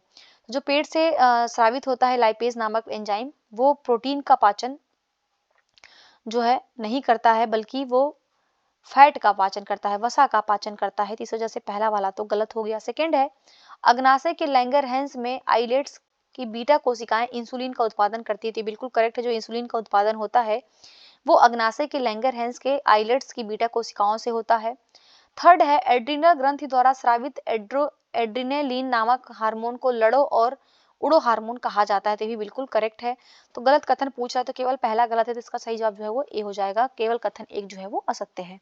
नेक्स्ट है क्वेश्चन नंबर 70 नंबर क्वेश्चन में से किस विटामिन की कमी से त्वचा से संबंधित रोग होता है। देखिए जो विटामिन B5 है, विटामिन B5 का क्या नाम है, तो पेंटोथेनिक एसिड नाम है इसका। इसका जो नाम है वो पेंटोथेनिक एसिड नाम है। और इसकी कमी से जो है वो त्वचा रोग होता है, विकास में कमी होती है, बालों का सफेद होता है, तो ये तो हो जाएगा। विटामिन B6 का क्या नाम है, तो पायरिडोक्सिन नाम है इसका। विटामिन B6 का नाम है पायरिडोक्सिन नाम है। और इसकी कमी से जो है वो एनीमिया होता है, त्वचा रोग होता है और मांसपेशियों में ऐंठन होता है, तो ये भी आ जाएगा। विटामिन B7 की कमी से क्या होता है, देखिए पहली चीज तो विटामिन B7 का रासायनिक नाम क्या है, तो बायोटिन है। विटामिन B7 का नाम बायोटिन है और इसकी कमी से भी जो है वो त्वचा रोग होता है और बाल झड़ते हैं। विटामिन B9 का जो रासायनिक नाम है वो है फोलिक एसिड नाम है और इसकी कमी से जो है एनीमिया होता है और विकास जो है अवरुद्ध होता है। तो यहाँ पे पूछ रहा त्वचा, तो 1, 2, 3 तीनों की जो विटामिन B5 है, B6 है, B7 है, इन तीनों की कमी से जो है वो त्वचा रोग हो रहा है। इसका जो सही जवाब होगा वो ए हो जाएगा, सही जवाब। नेक्स्ट देखते हैं क्वेश्चन नंबर 71। निम्नलिखित में से गलत विकल्प का चयन करना है। तो हर्पेस रोग त्वचा से संबंधित रोग है, ये बिल्कुल करेक्ट है। सेकेंड है कनपेड़ा रोग में व्यक्ति की लार ग्रंथियां प्रभावित होती है, तो कनपेड़ा जो रोग होता है उसमें व्यक्ति की लार ग्रंथियां प्रभावित होती है, बिल्कुल करेक्ट है। थर्ड है पोलियो की बीमारी में व्यक्ति के पैर प्रभावित होते हैं। देखिए जो पोलियो की बीमारी होती है ना, इसमें व्यक्ति की मांसपेशियां और तंत्रिका तंत्र प्रभावित होता है, ना कि पैर। तो यहाँ पे जो है वो तंत्रिका तंत्र प्रभावित होता है और मांसपेशियां प्रभावित होती है, इसलिए जो असत्य कथन होगा वो केवल 3 होगा, तो सही जवाब इसका जो है वो सी हो जाएगा। नेक्स्ट हम लोग क्वेश्चन देखते हैं क्वेश्चन नंबर 72। निम्नलिखित में से गलत विकल्प का चयन करना है। बोरान की कमी से धान में खैरा रोग होता है। देखिए जो धान में खैरा रोग लगता है वो बोरान की कमी से नहीं लगता है, बल्कि वो जिंक की कमी से लगता है, तो पहला तो गलत हो गया। सेकंड है जिंक की कमी से फूल गोभी में भूरापन रोग हो जाता है। देखिए जो फूल गोभी में भूरापन रोग होता है वो जिंक की कमी से नहीं होता है, बल्कि वो बोरान की कमी से होता है, बोरान की कमी से होता है, तो ये भी गलत हो गया। थर्ड है तांबे की कमी से नींबू में डाइबैक रोग हो जाता है, तो तांबे की कमी से जो नींबू में होता है वो डाइबैक रोग होता है, बिल्कुल करेक्ट है। फोर्थ है मोलिब्लेडनम की कमी से पत्ता गोभी में विपटेल रोग हो जाता है, विपटेल रोग हो जाता है, तो देखिए ये भी जो है वो बिल्कुल करेक्ट है। क्वेश्चन में गलत विकल्प पूछ रहा है तो 1 और 2 गलत है, तो इसका जो सही जवाब होगा वो ए हो जाएगा। नेक्स्ट है क्वेश्चन नंबर 73। निम्नलिखित में से सही विकल्प का चुनाव करना है। ओफियोग्लोसम डिजिटेटा सबसे लंबी जड़ वाला पौधा है। देखिए जो सबसे लंबी जड़ वाला पौधा होता है उसको ओफियोग्लोसम डिजिटेटा नहीं कहते हैं, बल्कि वो है एडनसोनिया डिजिटेटा। तो ये ध्यान रखिएगा, उसका नाम है एडनसोनिया, एडनसोनिया डिजिटेटा नाम है। तो पहला तो गलत हो गया। सेकंड है माइकोप्लाज्मा सबसे छोटी पादप कोशिकाओं वाला पौधा है। तो ये बिल्कुल करेक्ट है, जो माइकोप्लाज्मा है उसकी जो पादप कोशिका सबसे छोटी होती है। थर्ड है एडनसोनिया सबसे अधिक संख्या में क्रोमोसोम वाला पौधा है। तो जो सबसे अधिक संख्या में क्रोमोसोम वाला पौधा है वो एडनसोनिया नहीं है, बल्कि वो जो है वो ओफियोग्लोसम है। ओफियोग्लोसम जो है वो सबसे अधिक क्रोमोसोम वाला पौधा है। तो यहाँ पे 1 एंड 3 तो गलत हो गए। तो पूछ रहा है सही विकल्प, तो केवल 2 सही है, तो इसका जो सही जवाब होगा वो बी हो जाएगा सही जवाब। नेक्स्ट हम लोग क्वेश्चन देखते हैं, क्वेश्चन नंबर 74। यहाँ पे भी सही विकल्प का चयन करना है। तो यहाँ पे फर्स्ट है कि एक जीन, एक एंजाइम, एक रासायनिक प्रक्रिया का सिद्धांत जॉर्ज बीडल एडवर्ड टैटम ने प्रतिपादित किया था। तो ये देखिए बिल्कुल करेक्ट है, जो एक जीन, एक एंजाइम, एक रासायनिक प्रतिक्रिया, इसका जो सिद्धांत दिया था वो जॉर्ज बीडल और एडवर्ड टैटम ने दिया था। सेकेंड है प्रथम मानव हृदय प्रत्यारोपण ऑपरेशन का श्रेय क्रिश्चियन बर्नार्ड को जाता है। ये भी बिल्कुल करेक्ट है। थर्ड है ह्यूगो ड्रीवरीज ने उत्परिवर्तन के सिद्धांत का प्रतिपादन किया था। ये भी बिल्कुल सही है, जो उत्परिवर्तन का सिद्धांत दिया था वो ह्यूगो ड्रीवरीज ने दिया था। तो यहाँ पे तीनों स्टेटमेंट सही है, तो इसका जो सही जवाब होगा वो डी हो जाएगा। 1 2 3 तीनों ही जो है वो सत्य कथन है। नेक्स्ट देखते हैं हम लोग क्वेश्चन नंबर 75। निम्नलिखित में से सही विकल्प का यहाँ पे चयन करना है। जीवाणु दिया हुआ है, जीवाणु विज्ञान के जनक, जीवाणु विज्ञान के जनक कौन है? तो जीवाणु विज्ञान के जो जनक है वो रॉबर्ट कोच हैं, बिल्कुल करेक्ट है ये। सूक्ष्म जैविकी के जनक कौन है? तो सूक्ष्म जैविकी के जो जनक है वो एंटोनी वॉल ल्यूवेनहॉक हैं, बिल्कुल करेक्ट है। थर्ड है वनस्पति शास्त्र के जनक, देखिए जो वनस्पति शास्त्र के जनक हैं वो थियोफ्रैंटस हैं, बिल्कुल सही है। और फोर्थ है आनुवांशिकी के जनक, तो ग्रेग जॉर्जन मेंडल है, ये बिल्कुल करेक्ट है। यहाँ पे चारों ही जो है वो बिल्कुल सही है, इसका सही जवाब जो है वो डी हो जाएगा। नेक्स्ट देखते हैं क्वेश्चन नंबर 76। निम्नलिखित में से सही विकल्प का चयन करना है। गुर्दे, पित्ताशय और मूत्राशय की थैली में स्थित पथरी को तोड़कर मरीज का इलाज किए जाने का अध्ययन लिथोट्रिप्सी के अंतर्गत किया जाता है। देखिए बिल्कुल करेक्ट है। लिथोट्रिप्सी के अंतर्गत क्या होता है कि जो भी गुर्दे या पित्ताशय जो थैली में पथरी होती है उसका तोड़ करके जो मरीज का इलाज है वो किया जाता है। सेकंड है मनुष्य में बुढ़ापा और बुढ़ापा लाने के कारणों का अध्ययन जेरोंटोलॉजी के अंतर्गत किया जाता है। तो देखिए बिल्कुल करेक्ट है, जेरोंटोलॉजी में जो है वो मनुष्य के बुढ़ापा का और उसके कारणों का अध्ययन किया जाता है। थर्ड है मोलस्का में खोलों का अध्ययन कॉन्कोलॉजी के अंतर्गत किया जाता है। तो ये भी बिल्कुल करेक्ट है, कॉन्कोलॉजी के अंतर्गत मोलस्का के खोलों का अध्ययन किया जाता है। तो यहाँ पे तीनों स्टेटमेंट सही है, तो इसका सही जवाब जो होगा वो डी हो जाएगा। नेक्स्ट देखते हैं क्वेश्चन नंबर 77। कौन सा विकल्प यहाँ पे जो है वो गलत है, गलत विकल्प का चयन करना है। तो पहला है कि सिनकोना पौधे की छाल से कुनैन नामक एल्कलाइड तैयार किया जाता है। तो बिल्कुल करेक्ट है, जो सिनकोना पौधे की छाल होती है उससे कुनैन नामक एल्कलाइड तैयार किया जाता है।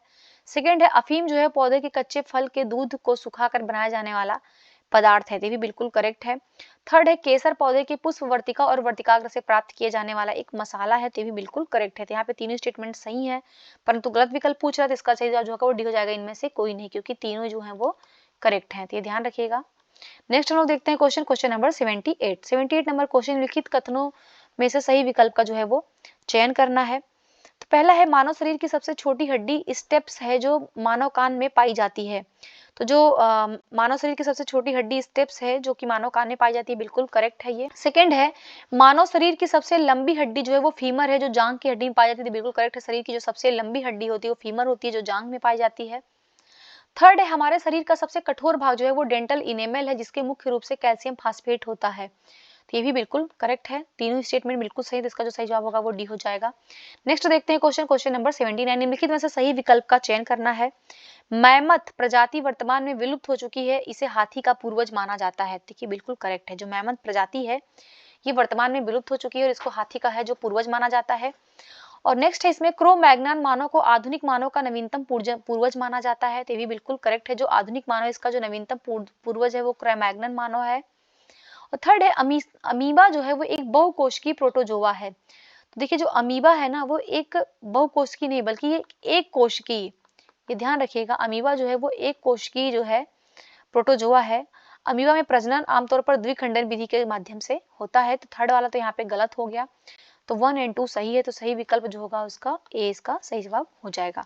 नेक्स्ट देखते हैं क्वेश्चन नंबर 80। निम्नलिखित में से सही विकल्प का चयन करिए। यहाँ पे सही विकल्प बताना है। तो पहला है यहाँ पे कि गंगा नदी में पाई जाने वाली डॉल्फिन को राष्ट्रीय जलीय जीव घोषित किया गया है, बिल्कुल सही है।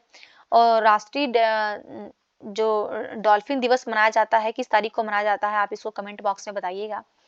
सेकेंड है सील या फोका एक स्तनपायी जंतु है जो गण कार्निवोरा के अंतर्गत आता है। देखिए बिल्कुल सही है, जो सील या फोका है ये जो है ये गण कार्निवोरा के अंतर्गत आता है। थर्ड है लिंट रेसे व्यापारिक तौर पर अधिक महत्वपूर्ण होते हैं जबकि फज रेसे कम महत्वपूर्ण होते हैं। तो यहाँ पे देखिए ये भी स्टेटमेंट बिल्कुल करेक्ट है। तो यहाँ पे तीनों ही स्टेटमेंट जो है वो बिल्कुल सही है। इसका जो सही जवाब होगा वो डी हो जाएगा। नेक्स्ट देखते हैं क्वेश्चन नंबर 81। निम्नलिखित कथनों में सही विकल्प का यहाँ पे चयन करना है। पहला है पौधों की प्रकाश संश्लेषण की प्रक्रिया से निकाली समस्त ऑक्सीजन जल से प्राप्त होती है।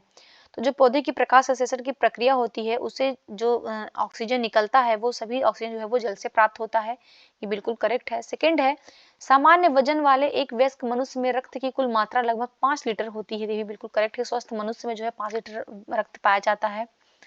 थर्ड है सांपों की विष ग्रंथियां कशेरुक प्राणियों की लार ग्रंथियों के समान ही होती है, तो ये भी बिल्कुल सही है। तीनों स्टेटमेंट बिल्कुल करेक्ट है। तो इसका जो सही जवाब होगा वो डी हो जाएगा। उपरोक्त सभी जो है वो सत्य हैं। नेक्स्ट है क्वेश्चन नंबर 82। निम्नलिखित में से सही विकल्प का चयन करना है। विटामिन ए, डी, ई और के वसा में घुलनशील होते हैं जबकि विटामिन बी और सी पानी में घुलनशील होते हैं। देखिए बिल्कुल सही है। जो विटामिन पानी में घुलनशील होते हैं उसका वो है विटामिन बी और सी, और जो विटामिन वसा में घुलनशील होते हैं वो है विटामिन के, vitamin E, vitamin D, vitamin A. और सेकंड है इसमें लहसुन की विशिष्ट गंध जो है वो सल्फर यौगिकों के कारण होती है, तो ये बिल्कुल सही है। जो लहसुन की गंध होती है वो सल्फर यौगिक के कारण होती है। थर्ड है समुद्री घास आयोडीन का एक महत्वपूर्ण स्रोत है, ये भी बिल्कुल करेक्ट है। फोर्थ है लैक्टोबैसिलस नामक बैक्टीरिया के कारण दूध जो है वो खराब हो जाता है, तो भी बिल्कुल करेक्ट है। तो यहाँ पे देखेंगे हम कि सभी स्टेटमेंट बिल्कुल करेक्ट है, तो इसका जो सही जवाब होगा वो डी हो जाएगा। नेक्स्ट देखते हैं क्वेश्चन नंबर 83। निम्नलिखित में से गलत विकल्प का चयन करना है। कशेरुक रज्जु से 31 जोड़ी तंत्रिकाएं निकलती हैं जिन्हें स्पाइनल तंत्रिकाएं कहा जाता है। तो देखिए जो कशेरुक रज्जु होता है उससे जो है 31 जो जोड़ी तंत्रिकाएं निकलती हैं और जिन्हें स्पाइनल नर्व्स कहा जाता है, तो ये बिल्कुल करेक्ट है। सेकंड है करौंदा एक अनावृत बीजी पौधा है। तो करौंदा जो है ये एक अनावृत बीजी नहीं बल्कि वो आवृत बीजी पौधा है, तो ये ध्यान रखिएगा। करौंदा जो है वो आवृत बीजी एक पौधा है और इसके फल में विटामिन सी और आयरन जो है वो प्रचुर मात्रा में पाया जाता है, तो सेकंड वाला जो है वो गलत हो गया। थर्ड जो है कठोर गेहूं में ग्लूटेन प्रोटीन की मात्रा अधिक होती है जबकि मुलायम गेहूं में ग्लूटेन प्रोटीन की मात्रा। देखिए यहाँ पे ये भी स्टेटमेंट जो है बिल्कुल करेक्ट है, तो इसका जो सही जवाब होगा वो हो जाएगा बी इसका सही जवाब। केवल कथन 2 जो है वो एक असत्य कथन है। नेक्स्ट है क्वेश्चन नंबर 84। निम्नलिखित में से सही विकल्प का चयन करना है। पहला है पेशाब का पीला रंग यूरोक्रोम के कारण होता है जो हीमोग्लोबिन के टूटने से बनता है। देखिए बिल्कुल करेक्ट है। ये जो हमारे यूरिन का येलो कलर होता है वो यूरोक्रोम के कारण होता है जो हीमोग्लोबिन के टूटने से बनता है। सेकंड है नाखून बाह्य कंकाल के अंतर्गत आते हैं जो बीटा कैरोटीन से बने होते हैं। देखिए जो नाखून होते हैं ना वो बीटा कैरोटीन नहीं बल्कि वो अल्फा कैरोटीन के बने होते हैं, इसलिए सेकंड वाला गलत हो गया। थर्ड है नेत्रदान में आंख का जो कार्निया होता है वो प्रत्यारोपित किया जाता है, तो बिल्कुल करेक्ट है। तो यहाँ पे 1 एंड 3 करेक्ट है, तो इसका जो सही जवाब होगा वो सी हो जाएगा। नेक्स्ट है क्वेश्चन नंबर 85। निम्नलिखित में से सही विकल्प का चयन करना है। पहला है मनुष्य के जीवन काल में 20 दांत 2 बार विकसित होते हैं जबकि 12 दांत जो है अस्थायी मोनोफाइडोंट होते हैं, तो बिल्कुल करेक्ट है ये। सेकंड है हमारे मुंह में 4 प्रकार के दांत होते हैं जिनको कृंदक, रदनक, प्रचवर्णक तथा चवर्णक कहा जाता है, तो ये भी बिल्कुल जो है वो करेक्ट है। 4 प्रकार के हमारे जो होते हैं और टीथ होते हैं जिनको इंसाइजर, कैनाइन, प्रीमोलर, मोलर कहा जाता है। थर्ड है हृदय की वे कोशिकाएं जो विद्युत तरंगे उत्पन्न करती हैं पेसमेकर कोशिकाएं कहलाती हैं। देखिए ये भी बिल्कुल जो है वो करेक्ट है। तो यहाँ पे तीनों ही सही है, तो इसका जो सही जवाब होगा वो सी हो जाएगा। नेक्स्ट देखते हैं क्वेश्चन नंबर 86। निम्नलिखित में से सही विकल्प का चयन करना है। तो पहला है कि बर्ड फ्लू एवियन इन्फ्लुएंजा नामक बीमारी का सामान्य नाम है।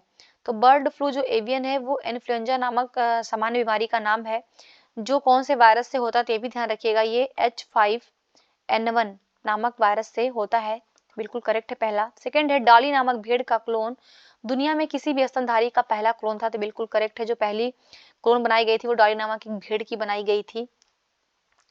सेकंड है, थर्ड है, पौधे के वानस्पतिक भागों जैसे जड़, तना, पत्तियों द्वारा प्रजनन को कायिक प्रवर्धन कहा जाता है।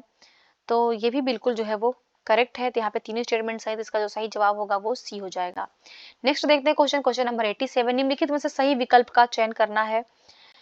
पहला है, स्टेम सेल में शरीर के किसी भी अंग को कोशिका के रूप में विकसित करने की क्षमता होती है। देखिए बिल्कुल करेक्ट है। ये जो स्टेम सेल होता है उसको शरीर के किसी भी अंग को विकसित करने की उसके अंदर क्षमता होती है। सेकंड है, अधिकतर स्टेम कोशिकाएं भ्रूण से प्राप्त की जाती हैं। ये भी सही है। जो अधिकतम स्टेम कोशिकाएं होती हैं भ्रूण से प्राप्त होती हैं। गर्भनाल का रक्त हो गया, दांत हो गया, अस्थि मज्जा हो गया, ये सभी जो है वो स्टेम सेल के में आते हैं। थर्ड है, स्टेम कोशिकाएं कार्निया, प्रत्यारोपण, हृदयघात के कारण क्षतिग्रस्त मांसपेशियों के अलावा कई अन्य बीमारियों के इलाज में भी सहायक होती हैं। तो ये भी बिल्कुल करेक्ट है। यहाँ पे तीनों ही सही है, तो इसका जो सही जवाब होगा वो सी हो जाएगा। नेक्स्ट देखते हैं क्वेश्चन नंबर 88। सूची 1 को सूची 2 से सुमेलित करना है और सही उत्तर का चयन करना है। तो विटामिन विटामिन कौन है इसमें? देखिए विटामिन जो है वो कैरोटीन एक विटामिन है। एंजाइम क्या है? तो एंजाइम जो है वो पेप्सिन एक एंजाइम है। हार्मोन क्या है? तो प्रोजेस्टेरोन जो है वो एक हार्मोन है। और प्रोटीन क्या है? तो केराटिन एक प्रोटीन है। तो इसको हम मैच करेंगे तो इसका हो जाएगा 1 3 2 4। तो इसका सही जवाब जो है वो ए हो जाएगा। नेक्स्ट देखते हैं क्वेश्चन नंबर 89। निम्नलिखित में से कौन सा विकल्प जो है वो सूक्ष्म पोषक तत्वों को प्रदर्शित करता है? तो जो सूक्ष्म पोषक तत्व होते हैं वो देखिए जस्ता भी होता है, मैग्नीज होता है, कोबाल्ट होता है और पोटेशियम और मैग्नीशियम। ये सूक्ष्म पोषक तत्व नहीं है बल्कि ये दीर्घ पोषक तत्व हैं। ये ध्यान रखिएगा, ये जो है दीर्घ पोषक तत्व हैं। क्वेश्चन में सूक्ष्म पूछा है तो 1 2 3 इसका सही जवाब होगा। तो 20 का जो है वो सही जवाब हो जाएगा। नेक्स्ट देखते हैं क्वेश्चन नंबर 90। निम्नलिखित में से सही विकल्प का चयन करना है। तो सोयाबीन एक दलहनी एवं तिलहनी फसल है। तो सोयाबीन एक दलहनी और तिलहनी फसल है, बिल्कुल सही है ये। सेकंड है, सोयाबीन से बना दूध गाय के दूध के बराबर होता है, भी बिल्कुल करेक्ट है। थर्ड है, सोयाबीन के दाने में 35% प्रोटीन और 20 से 23% वसा और 35% कार्बोहाइड्रेट होता है। देखिए ये गलत है। क्यों? क्योंकि जो सोयाबीन के दाने होते हैं उसमें 40% प्रोटीन होता है और 20 से 23% जो है उसमें फैट होता है और 30% जो है जो इसमें कार्बोहाइड्रेट होता है। इसलिए थर्ड वाला तो गलत हो गया। 1 और 2 सही है। तो इसका जो सही जवाब होगा वो डी इसका जो है वो सही जवाब हो जाएगा। नेक्स्ट है क्वेश्चन नंबर 91। निम्नलिखित में से गलत विकल्प का चयन करना है। रक्त समूह ओ, जो हमारा ब्लड ग्रुप ओ है, एक सार्वभौमिक दाता यूनिवर्सल डोनर है क्योंकि इसमें एंटीजन होता है। देखिए गलत है। जो ब्लड ग्रुप ओ है ये यूनिवर्सल डोनर है क्योंकि इसमें एंटीजन जो है वो नहीं होता है। सेकंड है, रक्त समूह ए बी सर्वग्राही है। यूनिवर्सल मतलब ये सर्वग्राही है क्योंकि इसमें एंटीजन ए और बी दोनों होते हैं और इसमें कोई एंटीबॉडी नहीं होता है, बिल्कुल करेक्ट है। थर्ड है, जो मनुष्य का सामान्य रक्तचाप होता है वो 120/80 होता है, ये बिल्कुल सही है। तो गलत विकल्प पूछा है तो केवल एक गलत है, इसका सही जवाब जो है वो ए हो जाएगा। न्यूट्रोफिल्स का जो निर्माण है वो अस्थि मज्जा में होता है, बिल्कुल करेक्ट है। जो न्यूट्रोफिल्स या इसी को लिम्फोसाइट्स कहा जाता है, इसका जो निर्माण होता है वो अस्थि मज्जा में होता है। थर्ड है, लिम्फोसाइट्स का निर्माण प्लीहा, लसिका ग्रंथि और थाइमस ग्रंथि में होता है। तो ये भी बिल्कुल करेक्ट है। लाल रक्त कणिकाओं का विनाश भी जो है वो प्लीहा में होता है। तो यहाँ पे 2 और 3 सही है, 1 गलत है। गलत ही पूछ रहा है, इसका सही जवाब जो है वो ए हो जाएगा। नेक्स्ट हम लोग क्वेश्चन देखते हैं क्वेश्चन नंबर 93। निम्नलिखित में से सही विकल्प का चयन करना है। तो पहला है, भूख, प्यास, ताप नियंत्रण, प्यार, घृणा आदि का केंद्र बिंदु जो है मस्तिष्क में हाइपोथैलेमस है, बिल्कुल करेक्ट है। सेकंड है, रक्तदाब, जल के उपापचय, पसीना, गुस्सा आदि सेरिबैलम के उदाहरण होते हैं। तो देखिए सेरिबैलम उसको नियंत्रित नहीं करता है बल्कि इसको भी जो है वो हाइपोथैलेमस ही नियंत्रित करता है। तो ये भी ध्यान रखिएगा, इसमें जो है इसको भी जो है हाइपोथैलेमस ही नियंत्रित करता है। थर्ड है, मानव शरीर में रक्त के शुद्धिकरण की प्रक्रिया को डायलिसिस कहा जाता है।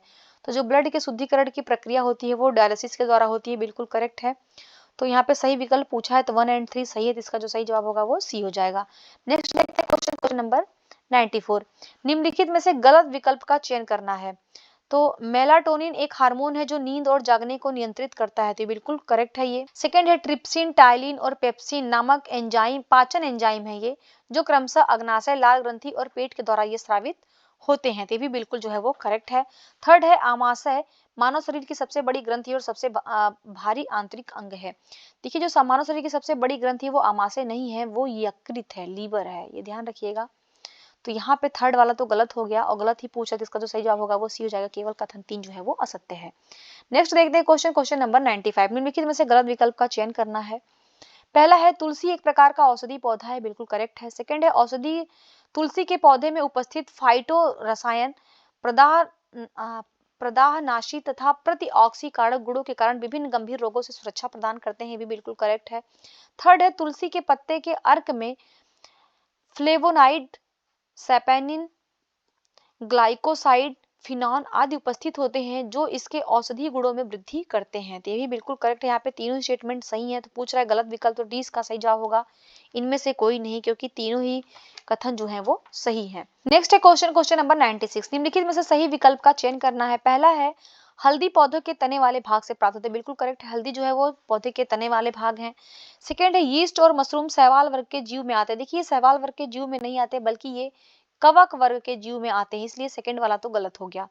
थर्ड है लाइकेन एक मिश्रित जीव है जो कवक और शैवाल से बना होता है, बिल्कुल करेक्ट है। फोर्थ है कोल्ड स्टोरेज में फलों और सब्जियों का जो अपघटन है वो धीमा हो जाता है, इसलिए उसकी लाइफ जो है वो बढ़ जाती है, तो बिल्कुल करेक्ट है ये। तो यहाँ पे सेकंड गलत हो गया, इसका सही जवाब हो जाएगा 1, 3, 4, तो बी इसका जो है वो सही जवाब हो जाएगा। नेक्स्ट है क्वेश्चन नंबर 97। निम्नलिखित में से किस रेडियो आइसोटोप का उपयोग परिसंचरण तंत्र में रक्त के थक्कों का पता लगाने के लिए किया जाता है?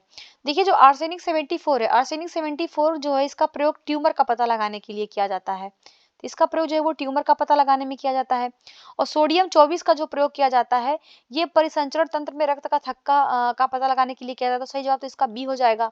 थर्ड है कार्बन 14। देखिए जो कार्बन 14 का प्रयोग किया जाता है वो पौधे और जानवरों में उनके अवशेषों का पता लगाने के लिए किया जाता है, और इसका जो सही जवाब होगा वो बी हो जाएगा। नेक्स्ट हम लोग क्वेश्चन देखते हैं क्वेश्चन नंबर 98। निम्नलिखित में से किस बीमारियों से बचाव के लिए नवजात शिशु को डीपीटी का टीका लगाया जाता है? तो जो डीपीटी का टीका लगाया जाता है डिप्थीरिया, काली खांसी, टेटनस से बचाव के लिए लगाया जाता है। डिप्थीरिया, काली खांसी और टेटनस, तो इसका जो सही जवाब होगा वो हो जाएगा 1, 2, 3 ए इसका जो है वो सही जवाब हो जाएगा। नेक्स्ट हम लोग क्वेश्चन देखते हैं क्वेश्चन नंबर 99। सूची 1 को सूची 2 से सुमेलित करना है और सही उत्तर का चयन करना है। तो यहाँ पे कुल है और पौधा, कौन से पौधा जो है किस कुल का है? तो म्यूजेसी कुल का कौन सा पौधा है? तो ये है केला। ब्रिसिकसी का है पत्ता गोभी। सोलेनेसी का क्या है? सोलेनेसी का है आलू। और पेपरवेसी का है खसखस। तो इसका हम मैच करेंगे तो हो जाएगा 3, 1, 2, 4, तो इसका जो सही जवाब होगा वो सी हो जाएगा। नेक्स्ट देखते हैं क्वेश्चन नंबर 100। और 100 नंबर क्वेश्चन जो है ये इस टेस्ट का लास्ट क्वेश्चन है। निम्नलिखित में से सही विकल्प का चयन करना है। यहाँ पे पहला है अग्नाशय एक मिश्रित ग्रंथि है। तो अग्नाशय क्या है? पैनक्रियाज जो है एक मिश्रित ग्रंथ है, मिक्स्ड ग्लैंड है। पिट्यूटरी ग्रंथि को शरीर की मास्टर ग्रंथि कहा जाता है, बिल्कुल करेक्ट है ये। सेकेंड है पीने के पानी में नाइट्रेट की अधिकता के कारण बच्चों में ब्लू बेबी सिंड्रोम रोग हो जाता है, ये भी बिल्कुल करेक्ट है। थर्ड है नीम में एजार्डिरेक्टिन नामक रसायन पाया जाता है जिसमें कीटनाशक और कवकनाशक गुण जो है वो पाए जाते हैं, बिल्कुल करेक्ट है ये। फोर्थ है इंसुलिन की अधिकता से डायबिटीज इंसिपिडस नामक बीमारी हो जाती है, ये भी बिल्कुल सही है। इंसुलिन की अधिकता से जो डायबिटीज इंसिपिडिक नामक बीमारी हो जाती है, इसमें व्यक्ति को बहुत अधिक प्यास लगती है क्योंकि शरीर में जो है पानी की कमी हो जाती है। तो यहाँ पे चारों ही स्टेटमेंट बिल्कुल करेक्ट है, तो इसका जो सही जवाब होगा वो डी हो जाएगा इसका सही जवाब। और इसी के साथ जो है हमारा ये टेस्ट समाप्त होता है। मिलेंगे हम अपने नेक्स्ट टेस्ट में। अगर आपको हमारी वीडियोस अच्छी लग रही है तो प्लीज़ आप मेरे चैनल को सब्सक्राइब करिए, मेरे वीडियोस को लाइक करिए, ज़्यादा से ज़्यादा अपने फ्रेंड्स लोगों में शेयर करिए। देखने के लिए आप लोगों का बहुत बहुत धन्यवाद।